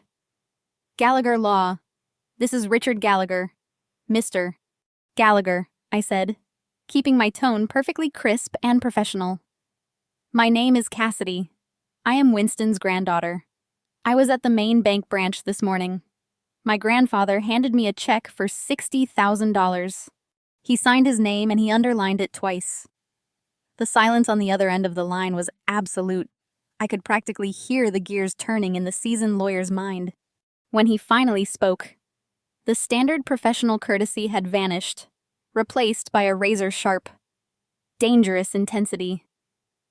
Where are you right now, Cassidy? Mr. Gallagher asked, his voice dropping into a low, commanding register. Are you in a secure location? Is anyone from your family with you? I am alone in my apartment, I confirmed. My doors are locked. I have the physical check in my possession. Thank God, Gallagher breathed a heavy sigh of relief. Winston took a massive risk handing that to you. We have been waiting for Trent to make a fatal error. But Winston acting as the inside man has kept me awake for the last 3 weeks. Mitchell called me the second you walked out of the lobby this morning. He told me your family ambushed you. I need to know exactly what kind of financial data you have access to. Winston told me you were an accountant, but we need hard evidence of the embezzlement to trigger the federal freeze. I am a forensic accountant. Mr. Gallagher. I corrected him, feeling a surge of professional pride. And you do not need to wait for hard evidence. I already built the entire case. I opened the summary page of my red binder and began delivering the findings with rapid-fire precision. I did not waste time with emotional fluff. I fed him the exact data points a federal prosecutor would need to secure a grand jury indictment. Trent is utilizing a shell company called Apex Holdings, LLC, registered in Delaware. I explained, reading the figures directly from my monitor. He has drained approximately $2.1 million from Winston's primary retirement accounts over the last 7 months. He is using classic structuring techniques, routing cash in batches of $9,900 to evade automatic federal reporting thresholds. He is pushing the funds through 4 secondary shell entities to layer the transactions before filtering the money into his personal high-yield checking accounts to fund luxury auto loans and exorbitant personal expenses. Gallagher let out a low whistle. He is structuring that alone is a federal crime, but that cannot account for the full $2 million. Where is the rest of the capital parked? That is the best part, I said, allowing a cold edge of satisfaction to creep into my voice. The bulk of the stolen money is not sitting in liquid accounts. It is being wired directly into commercial escrow accounts managed by Vanguard Prestige Really. That is the luxury brokerage firm owned entirely by my sister-in-law, Nia. She is actively laundering Winston's retirement funds.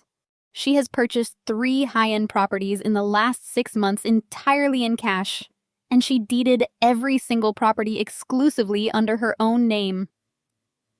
A sharp, predatory laugh echoed through the phone speaker. Mr. Gallagher sounded like a man who had just been handed the winning lottery ticket. They put the laundered assets directly into their own names, Gallagher asked, sounding almost giddy with disbelief. They tied the wire fraud directly to a licensed real estate broker using stolen funds to buy physical property. Yes, I confirmed. I have the property deeds, the wire transfer logs, and the corporate registry files completely documented and cross-referenced. I have a 50-page forensic audit sitting on my desk, ready for the authorities. And Trent just invited me to a family meeting at my parents' house tonight at 8 o'clock. He wants to force me to sign a non-disclosure agreement and a waiver of inheritance. Do not sign a single thing, Gallagher ordered, his voice ringing with absolute lethal authority. You have handed me the exact ammunition I need to execute the federal sting. Winston's distress signal activated my legal authority to move, but your forensic audit gives the feds the probable cause they need to act tonight. So, what is the play, I asked, my grip tightening on the phone. The play is that you, RSVP, yes to your brother's little family meeting. Gallagher said, a dangerous smirk evident in his tone. You go to your parents' house tonight at 8 o'clock. You walk right into the lion's den.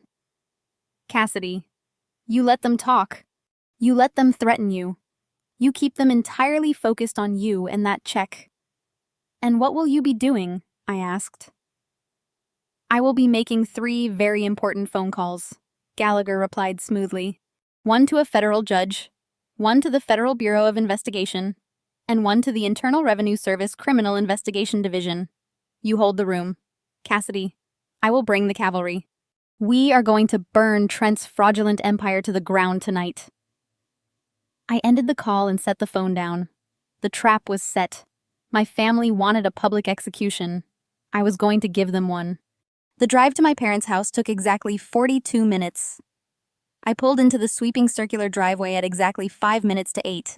The sprawling estate was brilliantly illuminated by landscape lighting, casting long, dramatic shadows across the manicured lawns. I parked my 10-year-old sedan directly behind Trent's custom Porsche. The sleek sports car gleamed under the security lights. Looking at it now, knowing that the leather seats and turbocharged engine were financed entirely by stolen retirement funds, the vehicle looked less like a status symbol and more like a rolling piece of federal evidence. I grabbed my leather tote bag containing the red binder, took one final steadying breath, and stepped out into the crisp evening air. I walked up the wide stone steps and pushed open the heavy mahogany front door without knocking. The atmosphere inside the house hit me like a physical wall of suffocating smugness. Classical music drifted softly from the hidden surround sound speakers.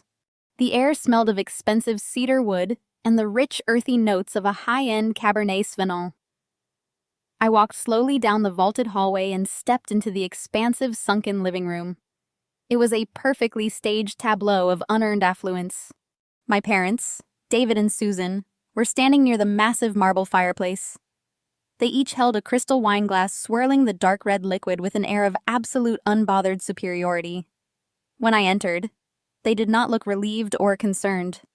They looked at me with the weary, patronizing expressions of royalty, tolerating a peasant who had finally come to beg for mercy. Susan took a slow sip of her wine, her eyes scanning my simple professional attire with open disdain. She clearly expected me to walk in crying, shattered by the weight of their collective disapproval. I could see the subtle shift in her posture when she realized my face was entirely devoid of fear.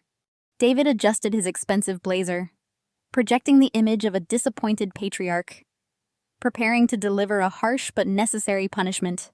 They had spent the entire day convincing themselves that my actions at the bank were nothing more than a childish tantrum, a brief moment of hysterical rebellion that had now burned itself out. They fully believed I had driven over here to surrender the check and beg them to drop the fake assault charges. They thought they had won. Nia was sprawled comfortably across the length of the white leather sectional sofa.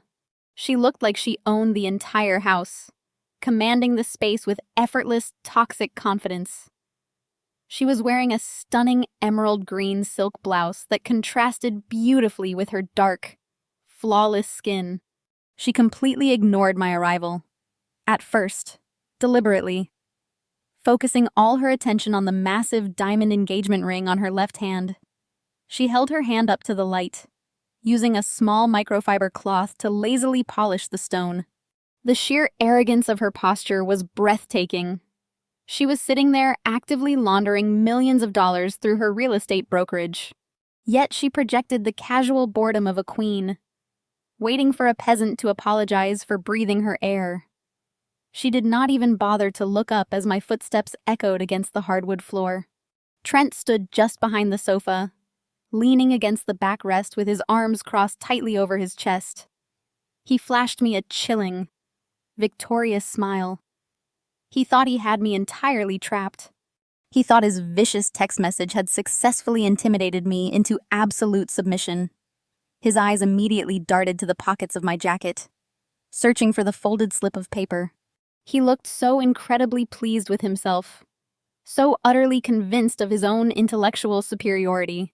He had constructed a reality where he was the brilliant mastermind, and I was just the ugly disposable problem child who needed to be crushed back into her proper place.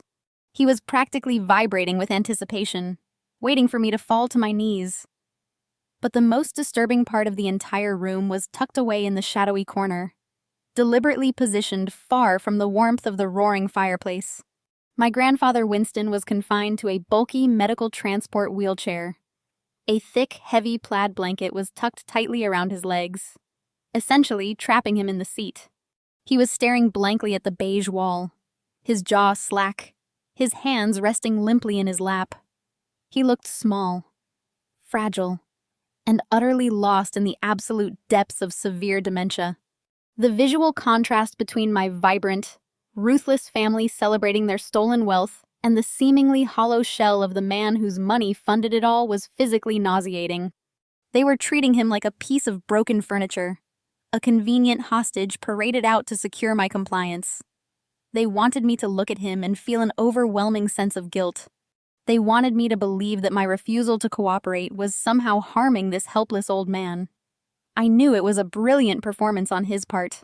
I knew his mind was as sharp as a steel trap, and that every vacant blink was carefully calculated to maintain his cover.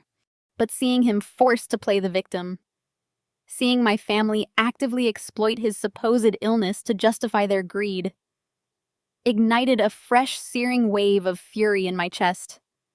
I tightened my grip on the handle of my leather tote bag. The heavy red binder inside felt like a loaded weapon. I stood perfectly still in the center of the living room, letting the silence stretch out until the discomfort became palpable. I did not break eye contact with Trent. I did not flinch when Nia finally lowered her hand and glared at me with absolute contempt. I was exactly where I needed to be, and the trap was perfectly primed. I took a slow, measured breath, readying myself for the inevitable onslaught of their manipulation. The countdown to their complete financial and personal destruction had officially begun right now. The silence in the living room stretched thick and heavy until Trent finally broke it. He pushed himself off the back of the white leather sofa, straightening his designer tie with a sharp, arrogant tug.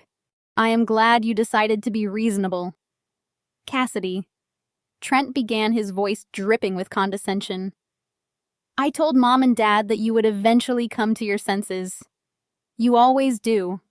Now take the check out of your bag and place it on the table." I did not move. I just looked at him, my face a carefully blank slate. Nia scoffed, tossing her microfiber polishing cloth onto the coffee table. She uncrossed her legs and leaned forward, her eyes narrowing as she looked at me like I was something she had just scraped off her shoe. "Did you really think your little bank stunt would work?" Nia mocked, reciting the exact lines of a bully who believed she had already won the war. "We own this family finances.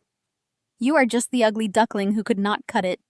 She stood up, smoothing the silk of her emerald blouse, and began to pace slowly across the expensive Persian rug. "You walked into that bank this morning thinking you were some kind of hero trying to save a senile old man. But you are completely out of your depth.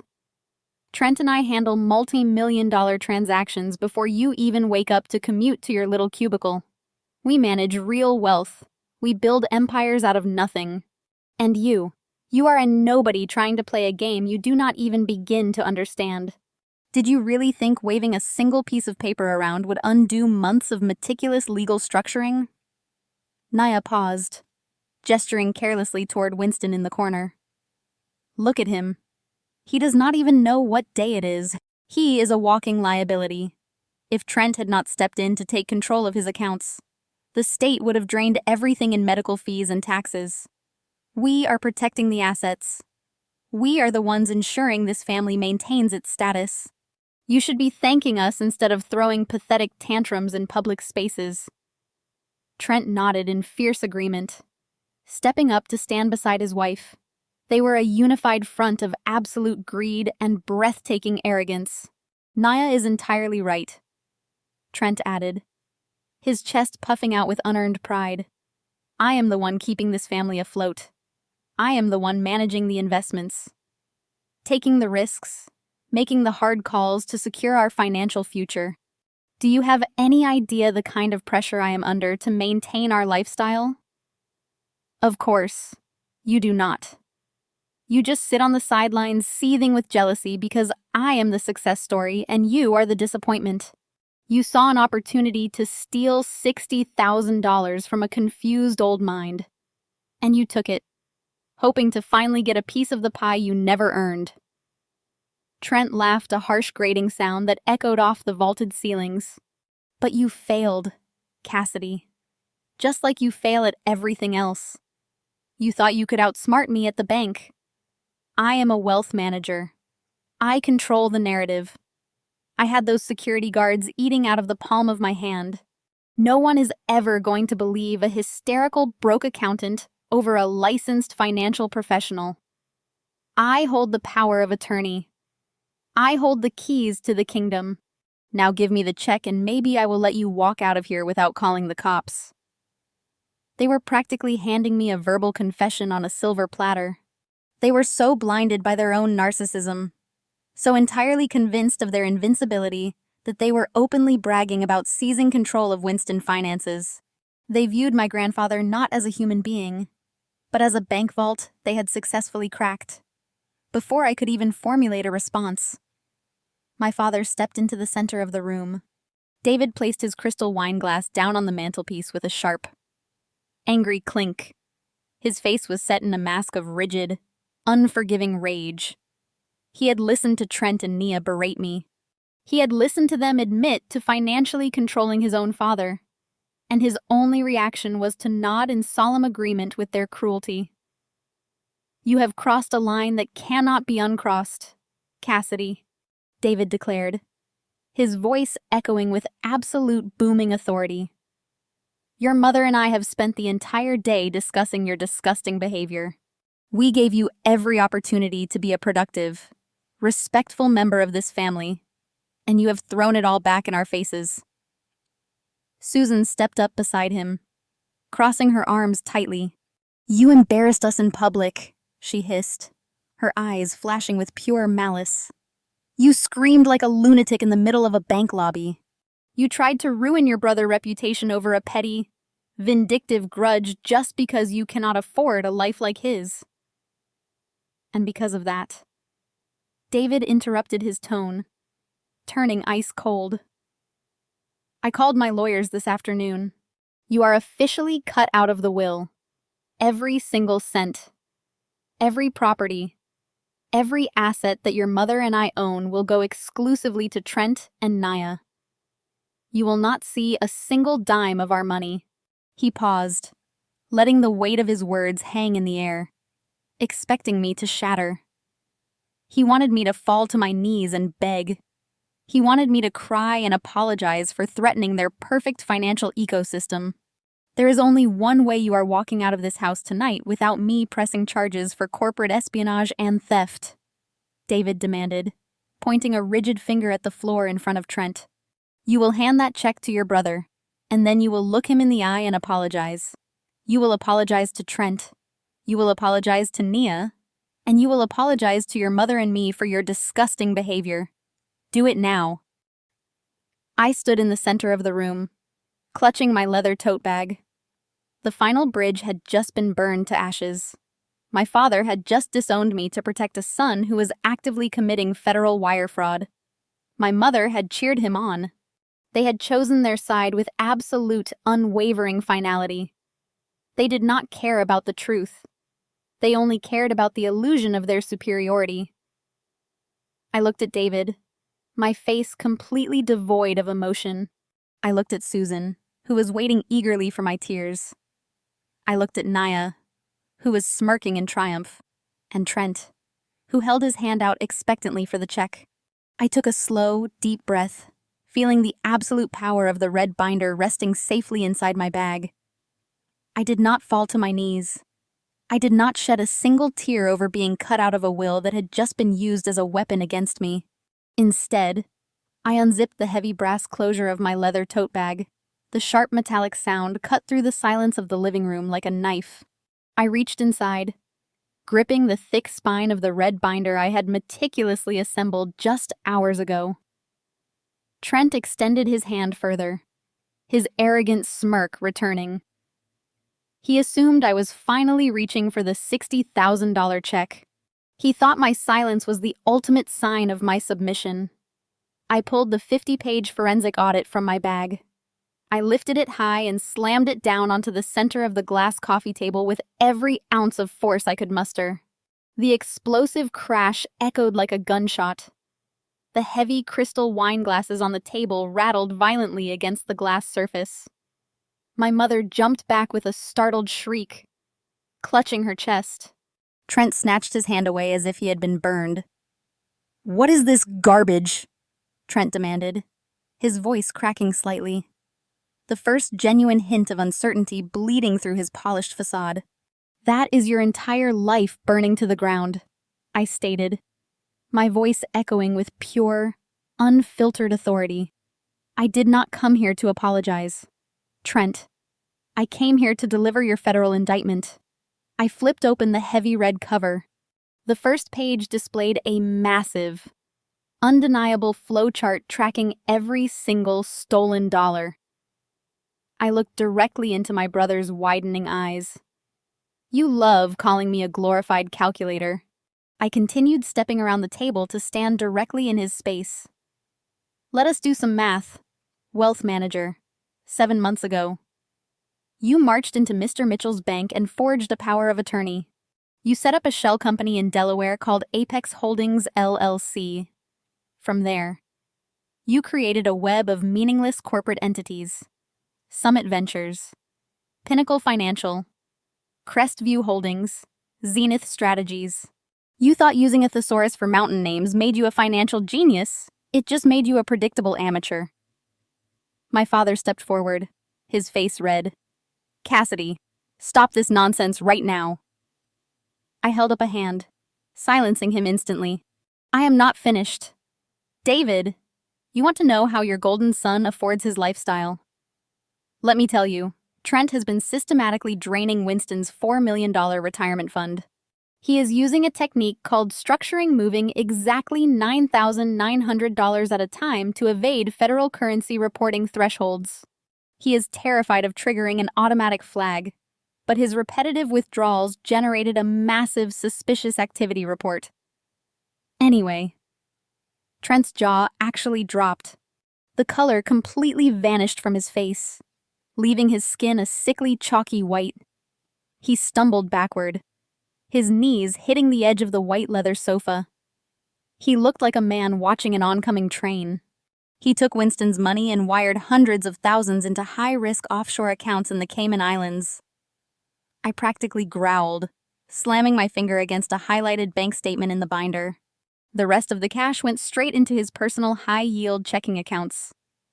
That custom Porsche in the driveway. Stolen money. The Italian suits. Stolen money. The country club where you show him off to your friends. All of it was bought with blood money stolen directly from the man sitting in the corner of this room. My mother gasped, looking frantically between me and Trent. Trent, tell her she is lying, Susan pleaded, her voice shaking. Tell her this is a mistake. Trent could not speak. His chest was heaving, his eyes darting wildly around the room as the undeniable proof of his federal wire fraud sat exposed on the table. But I was not done. I turned my attention away from my hyperventilating brother and locked my gaze entirely onto my sister-in-law. Nia was still sitting on the sofa, but her previous posture of regal superiority had completely evaporated. She was clutching her emerald silk blouse, her dark eyes wide with sudden gripping terror. "You thought you were untouchable, Nia," I said, my voice dropping to a dangerously calm whisper. "You thought you could hide behind your luxury real estate license and laugh at me while helping your husband commit a felony. You are not just a bystander. You are the washing machine." Nia swallowed hard, shaking her head. "I do not know what you are talking about. I run a legitimate brokerage." "Oh, Vanguard Prestige. Really is a money laundering front," I declared, flipping to the final devastating section of the binder. "You used commercial escrow accounts to funnel Winston's stolen retirement funds straight into the real estate market. You wanted to clean the dirty cash, so you went on a shopping spree. Would you like me to read the addresses for the room?" Nia opened her mouth, but no sound came out. "Let us start with the ultra-modern penthouse in the financial district," I recited flawlessly from memory, my eyes piercing right through her. $1, $2 million paid in full, all cash offer. Then there is the beachfront estate in the gated community, $1.8 million, all cash. And let us not forget the historic commercial building in the Arts District for $900,000, all cash, all funded by illicit wires from Apex Holdings. The sheer silence in the living room was absolute. My parents were paralyzed, their mouths hanging open in horror as the true scale of the criminal enterprise was laid bare before them. But the best part, Nia, the part that proves exactly how arrogant and greedy you truly are, is the ownership records. I continued leaning down until my face was only inches from hers. You did not put those properties in a trust. You did not even put Trent's name on the deeds. You registered every single one of those stolen properties exclusively under your own legal name. You tied the embezzled funds directly to your own social security number. Nia let out a strangled, breathless gasp. Her hands began to shake violently. All the beautiful glowing color drained completely from her face, leaving her looking hollow and sick. By receiving the proceeds of federal wire fraud and converting them into real estate, you have triggered the Racketeer Influenced and Corrupt Organizations Act. Why explained, delivering the killing blow with absolute clinical precision. Under RICO statutes, the federal government will not just arrest you. They will freeze your brokerage accounts, strip your real estate license, and seize every single property you own. You built your entire luxury empire with stolen money, and now the federal government is going to take it all away. You are going to lose everything, Nia. Absolutely everything. Nia buried her face in her hands, letting out a sharp, panicked sob. The fierce, mocking woman who had blocked my exit and threatened to call the police on me last night was completely broken, reduced to a trembling, terrified mess on the white leather sofa. Trent finally found his voice. It was a weak, pathetic croak. "You cannot prove this," he stammered, stepping toward the table with a shaking hand. "I am taking this binder. You hacked my private files. That is illegal."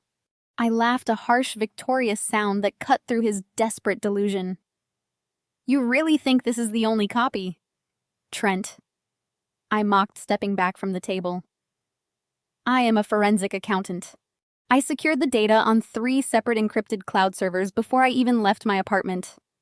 I have digital trails, IP logs, and verified routing numbers. It is a fully documented, trial-ready federal indictment. You cannot destroy the evidence because the evidence is already everywhere. The reality of their absolute destruction finally settled over the room. Trent collapsed onto the arm of the sofa, clutching his head. Naya was openly weeping. My parents stood frozen, their perfect world completely shattered by the undeniable weight of a 50-page document. I held all the power, and they finally knew it. Or so I thought. I had critically underestimated the bottomless depths of my parents' toxic delusion. For a normal, rational human being, a comprehensive forensic audit, complete with bank routing numbers and property deeds, would be absolute, undeniable proof of a crime. But Susan and David were not rational people. They had spent the last 3 decades meticulously constructing a flawless upper-class reality where Trent was the undisputed golden child. Acknowledging that he was a federal criminal meant acknowledging that their entire parenting philosophy was a catastrophic failure. And my mother would literally rather watch the world burn than admit she was wrong. Susan violently broke the heavy silence. She stepped away from my father, her chest heaving as she pointed a shaking finger at the red binder resting on the glass table. "This is a complete fabrication!" Susan shrieked. Her voice echoed off the high ceilings, sharp and desperate. "You made all of this up. Cassidy, you sat in your sad little apartment, and you printed out fake spreadsheets just to frame your own brother." I stared at her, genuinely astounded by the sheer velocity of her denial. "Mom, the wire transfer logs are certified public records," I replied, keeping my voice dangerously calm. "You cannot fake a commercial real estate deed registered with the county clerk." "I do not care about your fake documents!" Susan yelled, stepping closer and waving her hands frantically in the air. "You have always been insanely jealous of Trent. You could never handle the fact that he is charming, successful, and married to a beautiful woman. You have been plotting to destroy him out of pure spite since the day he bought his first luxury car. You are a sick, vindictive girl who cannot stand to see anyone else happy." David quickly rallied behind his wife. My father had always enabled my mother's worst impulses. And right now, he was actively choosing to bury his head in the sand. He refused to even look down at the binder on the coffee table. He puffed out his chest, stepping in front of Trent as if shielding him from a physical threat. "Your mother is absolutely right," David barked, his face twisting into a mask of pure indignation. "You hacked into your brother's private business files and manipulated the data to create a false narrative. That is corporate espionage. Cassidy, that is cyber terrorism." I almost laughed out loud at his ridiculous choice of words. Cyber terrorism. Dad. That I asked. I used a public corporate registry database. He listed himself as the sole managing member of a money-laundering shell company. It took me less than 5 minutes to find it because your genius son is a lazy amateur. "Shut your mouth," David roared, taking an aggressive step toward me. "You are not a federal agent. You are just a bitter accountant who crossed a massive legal line. I am calling the police right now. I am going to have you arrested for hacking into a private wealth management firm. I will personally ensure the state board strips you of your accounting license. You will never work in the financial sector again. I will make sure you spend the next 10 years in a prison cell for trying to extort your own family." I watched them double down on their toxic reality, and any lingering shred of hope I had for my family evaporated. They were willing to sacrifice my freedom and my professional reputation just to keep pretending their son was a respectable businessman. They were willing to let my grandfather die penniless to maintain their country club status. The realization settled over me like a heavy, suffocating blanket of ice. Nia continued to sob quietly on the sofa, her hands covering her face because she knew the truth. She knew the deeds were real. But Trent was watching our parents with a newfound, desperate glimmer of hope. Trent fed off their aggressive denial. He realized that as long as David and Susan were willing to blindly reject the evidence, he still had a microscopic window of opportunity to eliminate the immediate threat. He knew I had digital backups. He knew the cloud servers were secure. But in his panicked, adrenaline-fueled state, logic completely abandoned him. All he saw was the physical red binder sitting on the table, and the sister who had dared to challenge his authority standing just a few feet away. I saw his eyes shift. I recognized the dangerous, predatory tightening of his jaw, and the way his shoulders dropped as he braced his weight. His expensive suit jacket strained across his back. Trent was completely unhinged. The charm was gone. The fake wealth manager persona was entirely erased. He was just a violent, cornered animal preparing to strike his prey. Trent let out a primal, furious scream. He lunged across the space between the sofa and the coffee table, his expensive dress shoes slipping slightly on the rug. He did not go for the binder. He came directly for me. His hands curled into tight, heavy fists, and his face was twisted into a grotesque mask of pure, unadulterated hatred. He intended to beat me unconscious right there on the living room floor, fully believing our parents would stand by and let him do it. I braced myself, my muscles tensing as I prepared to dodge his incoming assault. He crossed the distance in a fraction of a second, his arm pulling back to deliver a devastating blow to my head. He was mere inches away. I could literally feel the air displacement from his fist swinging toward my face. And then the sound tore through the house. It was not a polite ring of the doorbell. It was a heavy, thunderous, authoritative pounding against the solid mahogany of the front door. The sheer force of the knocks echoed down the vaulted hallway and reverberated through the floorboards of the sunken living room. It was a rhythmic, commanding series of strikes that demanded absolute, immediate compliance. Trent froze in midair. His fist stopped mere inches from my jaw. The sudden explosive noise completely shattered his violent momentum.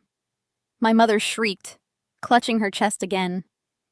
My father spun around, staring down the hallway toward the foyer with wide, startled eyes.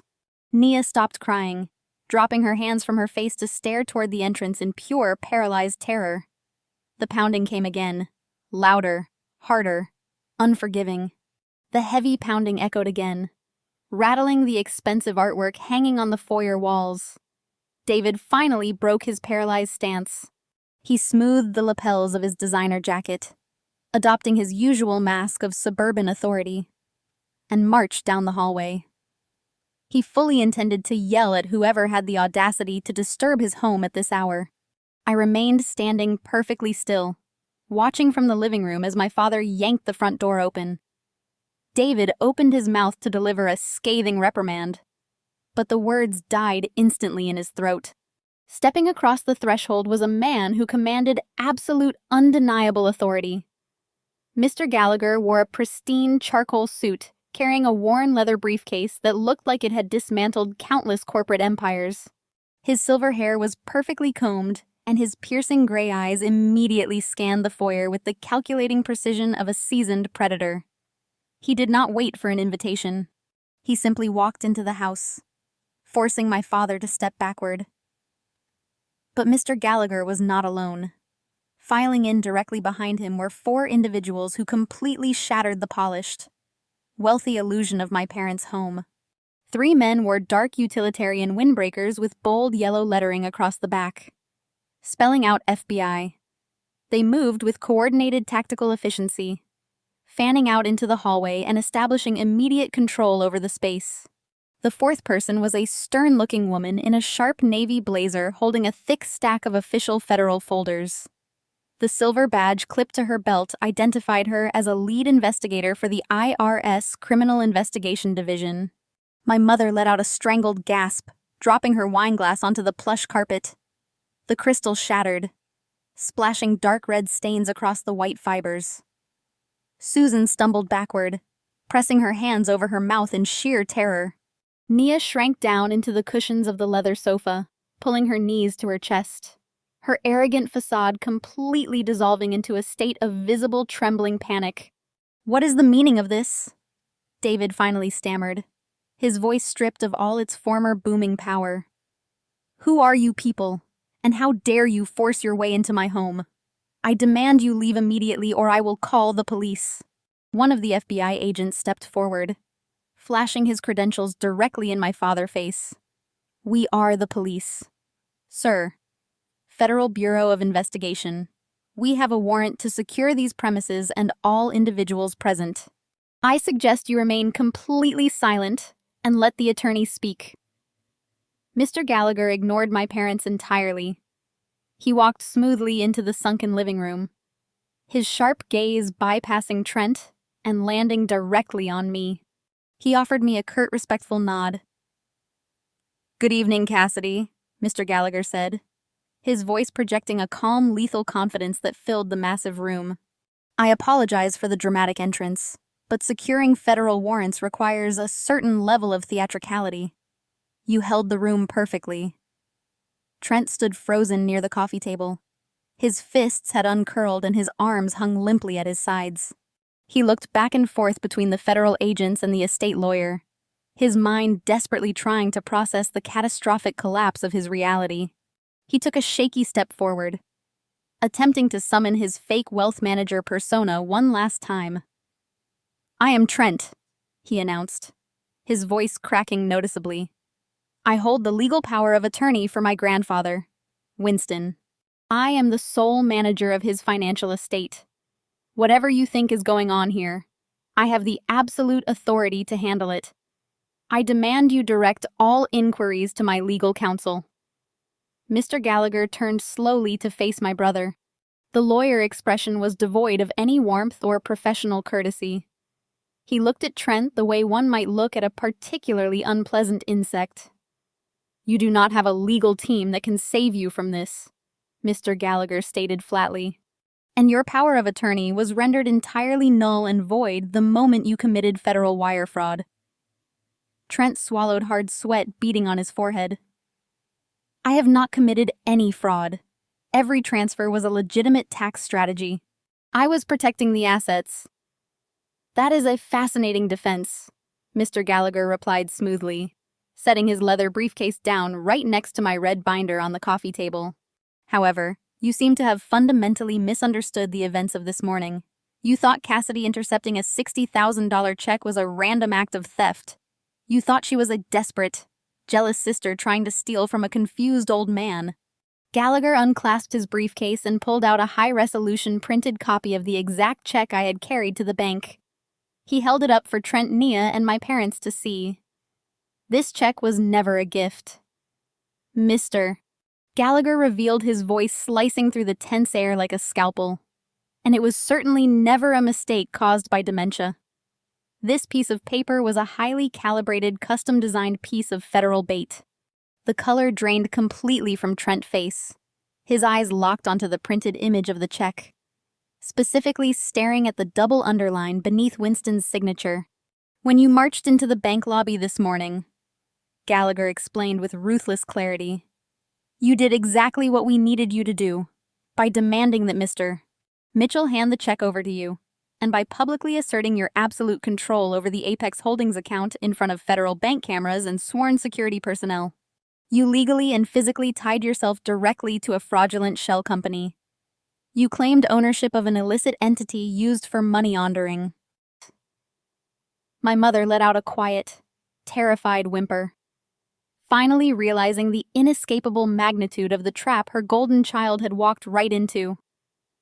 "We knew you were structuring withdrawals." The IRS investigator stepped forward, taking over the explanation with cold, bureaucratic precision. "We knew you were transferring funds just under the $10,000 threshold. But federal prosecutors need concrete proof that the individual executing the digital transfers is the same person claiming physical authority over the stolen assets. You gave us that proof on a silver platter this morning. Your public confrontation at the bank provided the exact probable cause required to authorize a sweeping federal mandate. Trent stumbled backward, his legs hitting the edge of the sofa. He dropped down next to Nia, gasping for air as the reality of his situation crushed the last remaining breath from his lungs. "What does that mean?" David asked, his voice barely a whisper, looking at the IRS agent with wide, fearful eyes. "It means the trap snapped shut an hour ago," Mr. Gallagher answered, turning back to my father. "A federal judge signed the emergency injunctions this afternoon. As of this exact moment, every single bank account registered to your son is completely frozen. The offshore accounts in the Cayman Islands have been flagged by international authorities. Furthermore, the commercial escrow accounts linked to Vanguard Prestige really have been seized by the federal government." Nia let out a sharp, agonizing cry, clutching her stomach as the mention of her brokerage firm confirmed her absolute destruction. "You have zero access to liquid capital," Gallagher concluded, looking down at Trent with pure disdain. "You cannot move a single cent. You cannot hire a defense attorney with stolen money. The game is entirely over. You took the bait, and you swallowed the hook." The suffocating silence that followed Mr. Gallagher's declaration was broken by a sound that completely defied the reality my parents had constructed. It was a sharp metallic click followed by the distinct rustle of heavy fabric. Everyone in the living room instinctively turned their heads toward the shadowy corner where my grandfather had been parked like a discarded piece of furniture. The thick plaid blanket that had been tightly tucked around Winston's legs was suddenly thrown to the floor. The swift, aggressive movement startled my mother so badly she let out a short, high-pitched gasp. We all watched in absolute, paralyzed disbelief as Winston gripped the armrests of his medical transport wheelchair. He did not tremble. He did not struggle. With a fluid, powerful motion that belied his 82 years. My grandfather pushed himself up and stood perfectly straight. The hunched, fragile posture of a severely cognitively impaired elder vanished instantly. He rolled his shoulders back, expanding his chest, and took a slow, deliberate step forward into the bright illumination of the living room overhead lights. His eyes, which had spent the last 8 months staring blankly at walls and floors, were now blazing with a sharp, lethal glare that commanded absolute submission from everyone in the room. "Dad," David whispered, his voice trembling with sheer shock. He took a hesitant step toward his father, reaching out a shaking hand. "What are you doing? You need to sit down. You are going to hurt yourself." Winston did not even look at his son. He swatted David's outstretched hand away with a violent, dismissive swipe. "Do not touch me," Winston commanded. His voice was a booming, resonant baritone, entirely stripped of the raspy, confused weakness he had been feigning for months. It was the voice of the ruthless corporate titan who had built a $4 million empire from scratch. Trent shrank back against the white leather sofa, instinctively pressing himself closer to Nia. His jaw hung open. He looked back and forth between Mr. Gallagher and the imposing figure of his grandfather, his mind utterly incapable of processing the monumental deception that had just been revealed. "You are not sick." Trent stammered, his eyes wide with a horrific realization. "You remember everything I remember, absolutely every single detail," Winston replied, taking another slow, measured step toward his grandson. "I remember exactly what day it is. I remember every single dollar I earned, and I remember exactly what it felt like to sit in that wheelchair for 8 agonizing months, listening to my own flesh and blood openly plot to strip my accounts bare." Susan pressed her hands against her cheeks, shaking her head frantically. "This cannot be real," she murmured. "The doctors diagnosed you. We saw the medical reports. We watched you lose your memory. You saw exactly what I paid the absolute best private neurologists in the state to let you see," Winston corrected her, his tone dripping with icy contempt. "I knew Trent was drowning in debt. I saw the aggressive financial moves he was trying to make behind my back. I knew he was desperate for liquid cash to fund his pathetic, flashy lifestyle. But I also knew that if I simply fired him as my wealth manager, you and David would endlessly defend him. You would have fought me in court, dragged my name through the mud, and petitioned for a legal conservatorship just to protect your precious golden boy. Winston stopped pacing and stood directly in front of the coffee table, towering over Trent and Nia. So, I decided to give him exactly what he wanted. Winston continued, his eyes narrowing into a dangerous squint. I faked the dementia. I locked myself in that study and let my brain supposedly rot. I handed over the keys to my kingdom just to see exactly how far you would go. I wanted to see if there was any shred of decency left in you. Trent, I wanted to see if you would manage the funds ethically, or if you would take advantage of a helpless old man. Winston leaned forward, resting his knuckles on the glass coffee table right next to the red binder I had compiled. And you took the bait with breathtaking greed. Winston snarled, his voice rising in volume. You did not just mismanage my money. You systematically pillaged my life savings. You set up shell companies. You bought luxury cars. You colluded with your wife to launder my hard-earned wealth through commercial real estate, completely confident that I would die in that corner before I ever noticed a single missing dime. Trent tried to speak, tried to formulate a defense, but no words came out. He was completely defeated, crushed under the absolute terrifying weight of Winston's calculated wrath. My grandfather finally turned away from Trent and looked directly at me. The harsh, lethal anger in his eyes melted away, replaced by an expression of profound, overwhelming respect.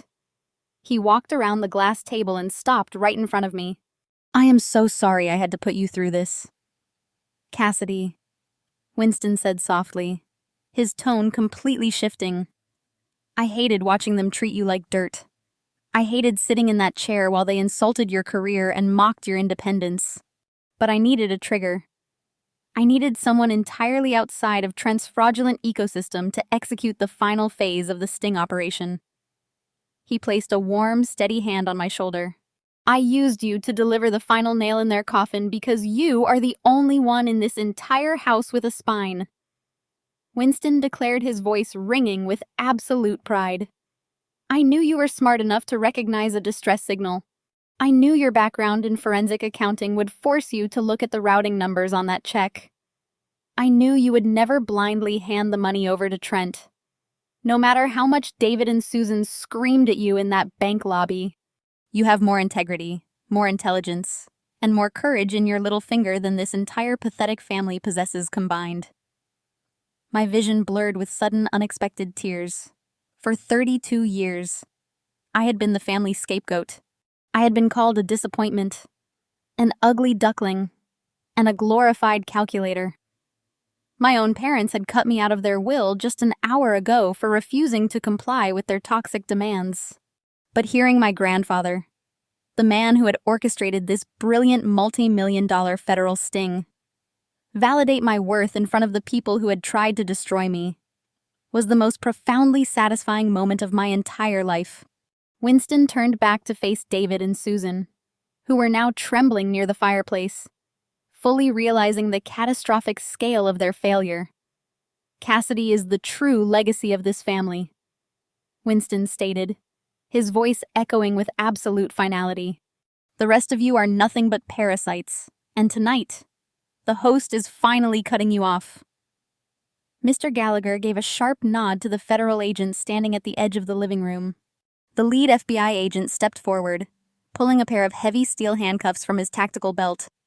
He grabbed Trent by the shoulder, spinning him around and forcefully kicking his legs apart. Trent offered no physical resistance. He simply stared blankly at the floor as the cold metal clamped tightly around his wrists. Trenton Hayes, the agent declared, his voice ringing with absolute authority. You are under arrest for federal wire fraud and the financial exploitation of a vulnerable adult. You have the right to remain silent.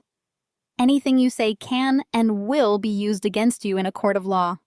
While Trent surrendered to the crushing reality of his consequences, Naya completely lost her mind. The IRS investigator stepped toward her holding a pair of heavy zip ties.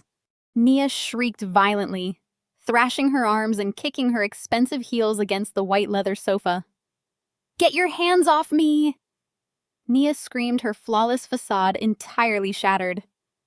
"I am a licensed real estate broker. I did not do anything wrong. Trent lied to me." 2 additional agents immediately swarmed the sofa, pinning Nia's arms behind her back with brutal efficiency. "You are under arrest for conspiracy to commit money laundering and multiple violations of the Racketeer Influenced and Corrupt Organizations Act," the investigator stated coldly, hauling Nia to her feet. "Your brokerage assets have already been seized." My mother collapsed onto the floor, wailing uncontrollably as the agents dragged Trent and Nia toward the front door. David rushed forward, his face pale with terror. He grabbed Mr. Gallagher by the sleeve of his tailored suit, his previous arrogance replaced by desperate, pathetic pleading. "Richard, please stop this," David begged, his voice cracking. "We can fix this quietly. We can pay the money back. Do not let them take my son." Mr. Gallagher calmly brushed my father's hand off his jacket. He reached into his leather briefcase and pulled out a slim manila folder, pressing it directly into David's trembling chest. "You cannot pay anything back, David," Mr. Gallagher replied with lethal precision. "Open the folder." My father flipped the cover open, his eyes scanning the documents inside. His jaw slackened, and he staggered backward as if he had been physically struck. "Did you really think Trent financed his fraudulent shell companies and offshore transfers with air?" Mr. Gallagher asked, his tone dripping with mockery. "Your son needed massive collateral to secure those initial high-yield loans. He brought you the paperwork, and because you blindly trusted your golden child, you and Susan approved every single fraudulent credit line." Susan gasped, crawling across the rug to look at the papers in David's shaking hands. "The banks are calling in the debts tomorrow morning," Gallagher concluded smoothly. "Your luxury home is serving as the primary collateral. You will be foreclosed on by the end of the month. You are completely and permanently bankrupt." My mother let out a guttural wail, finally realizing the sheer, inescapable gravity of Mr. Gallagher's words. The luxurious, untouchable life she had ripped far above her own daughter was evaporating right before her eyes. Susan collapsed onto the ruined Persian rug, the spilled red wine soaking deeply into the knees of her expensive designer trousers. She crawled across the floor toward me, her shaking hands desperately reaching out to grab the hem of my torn dress.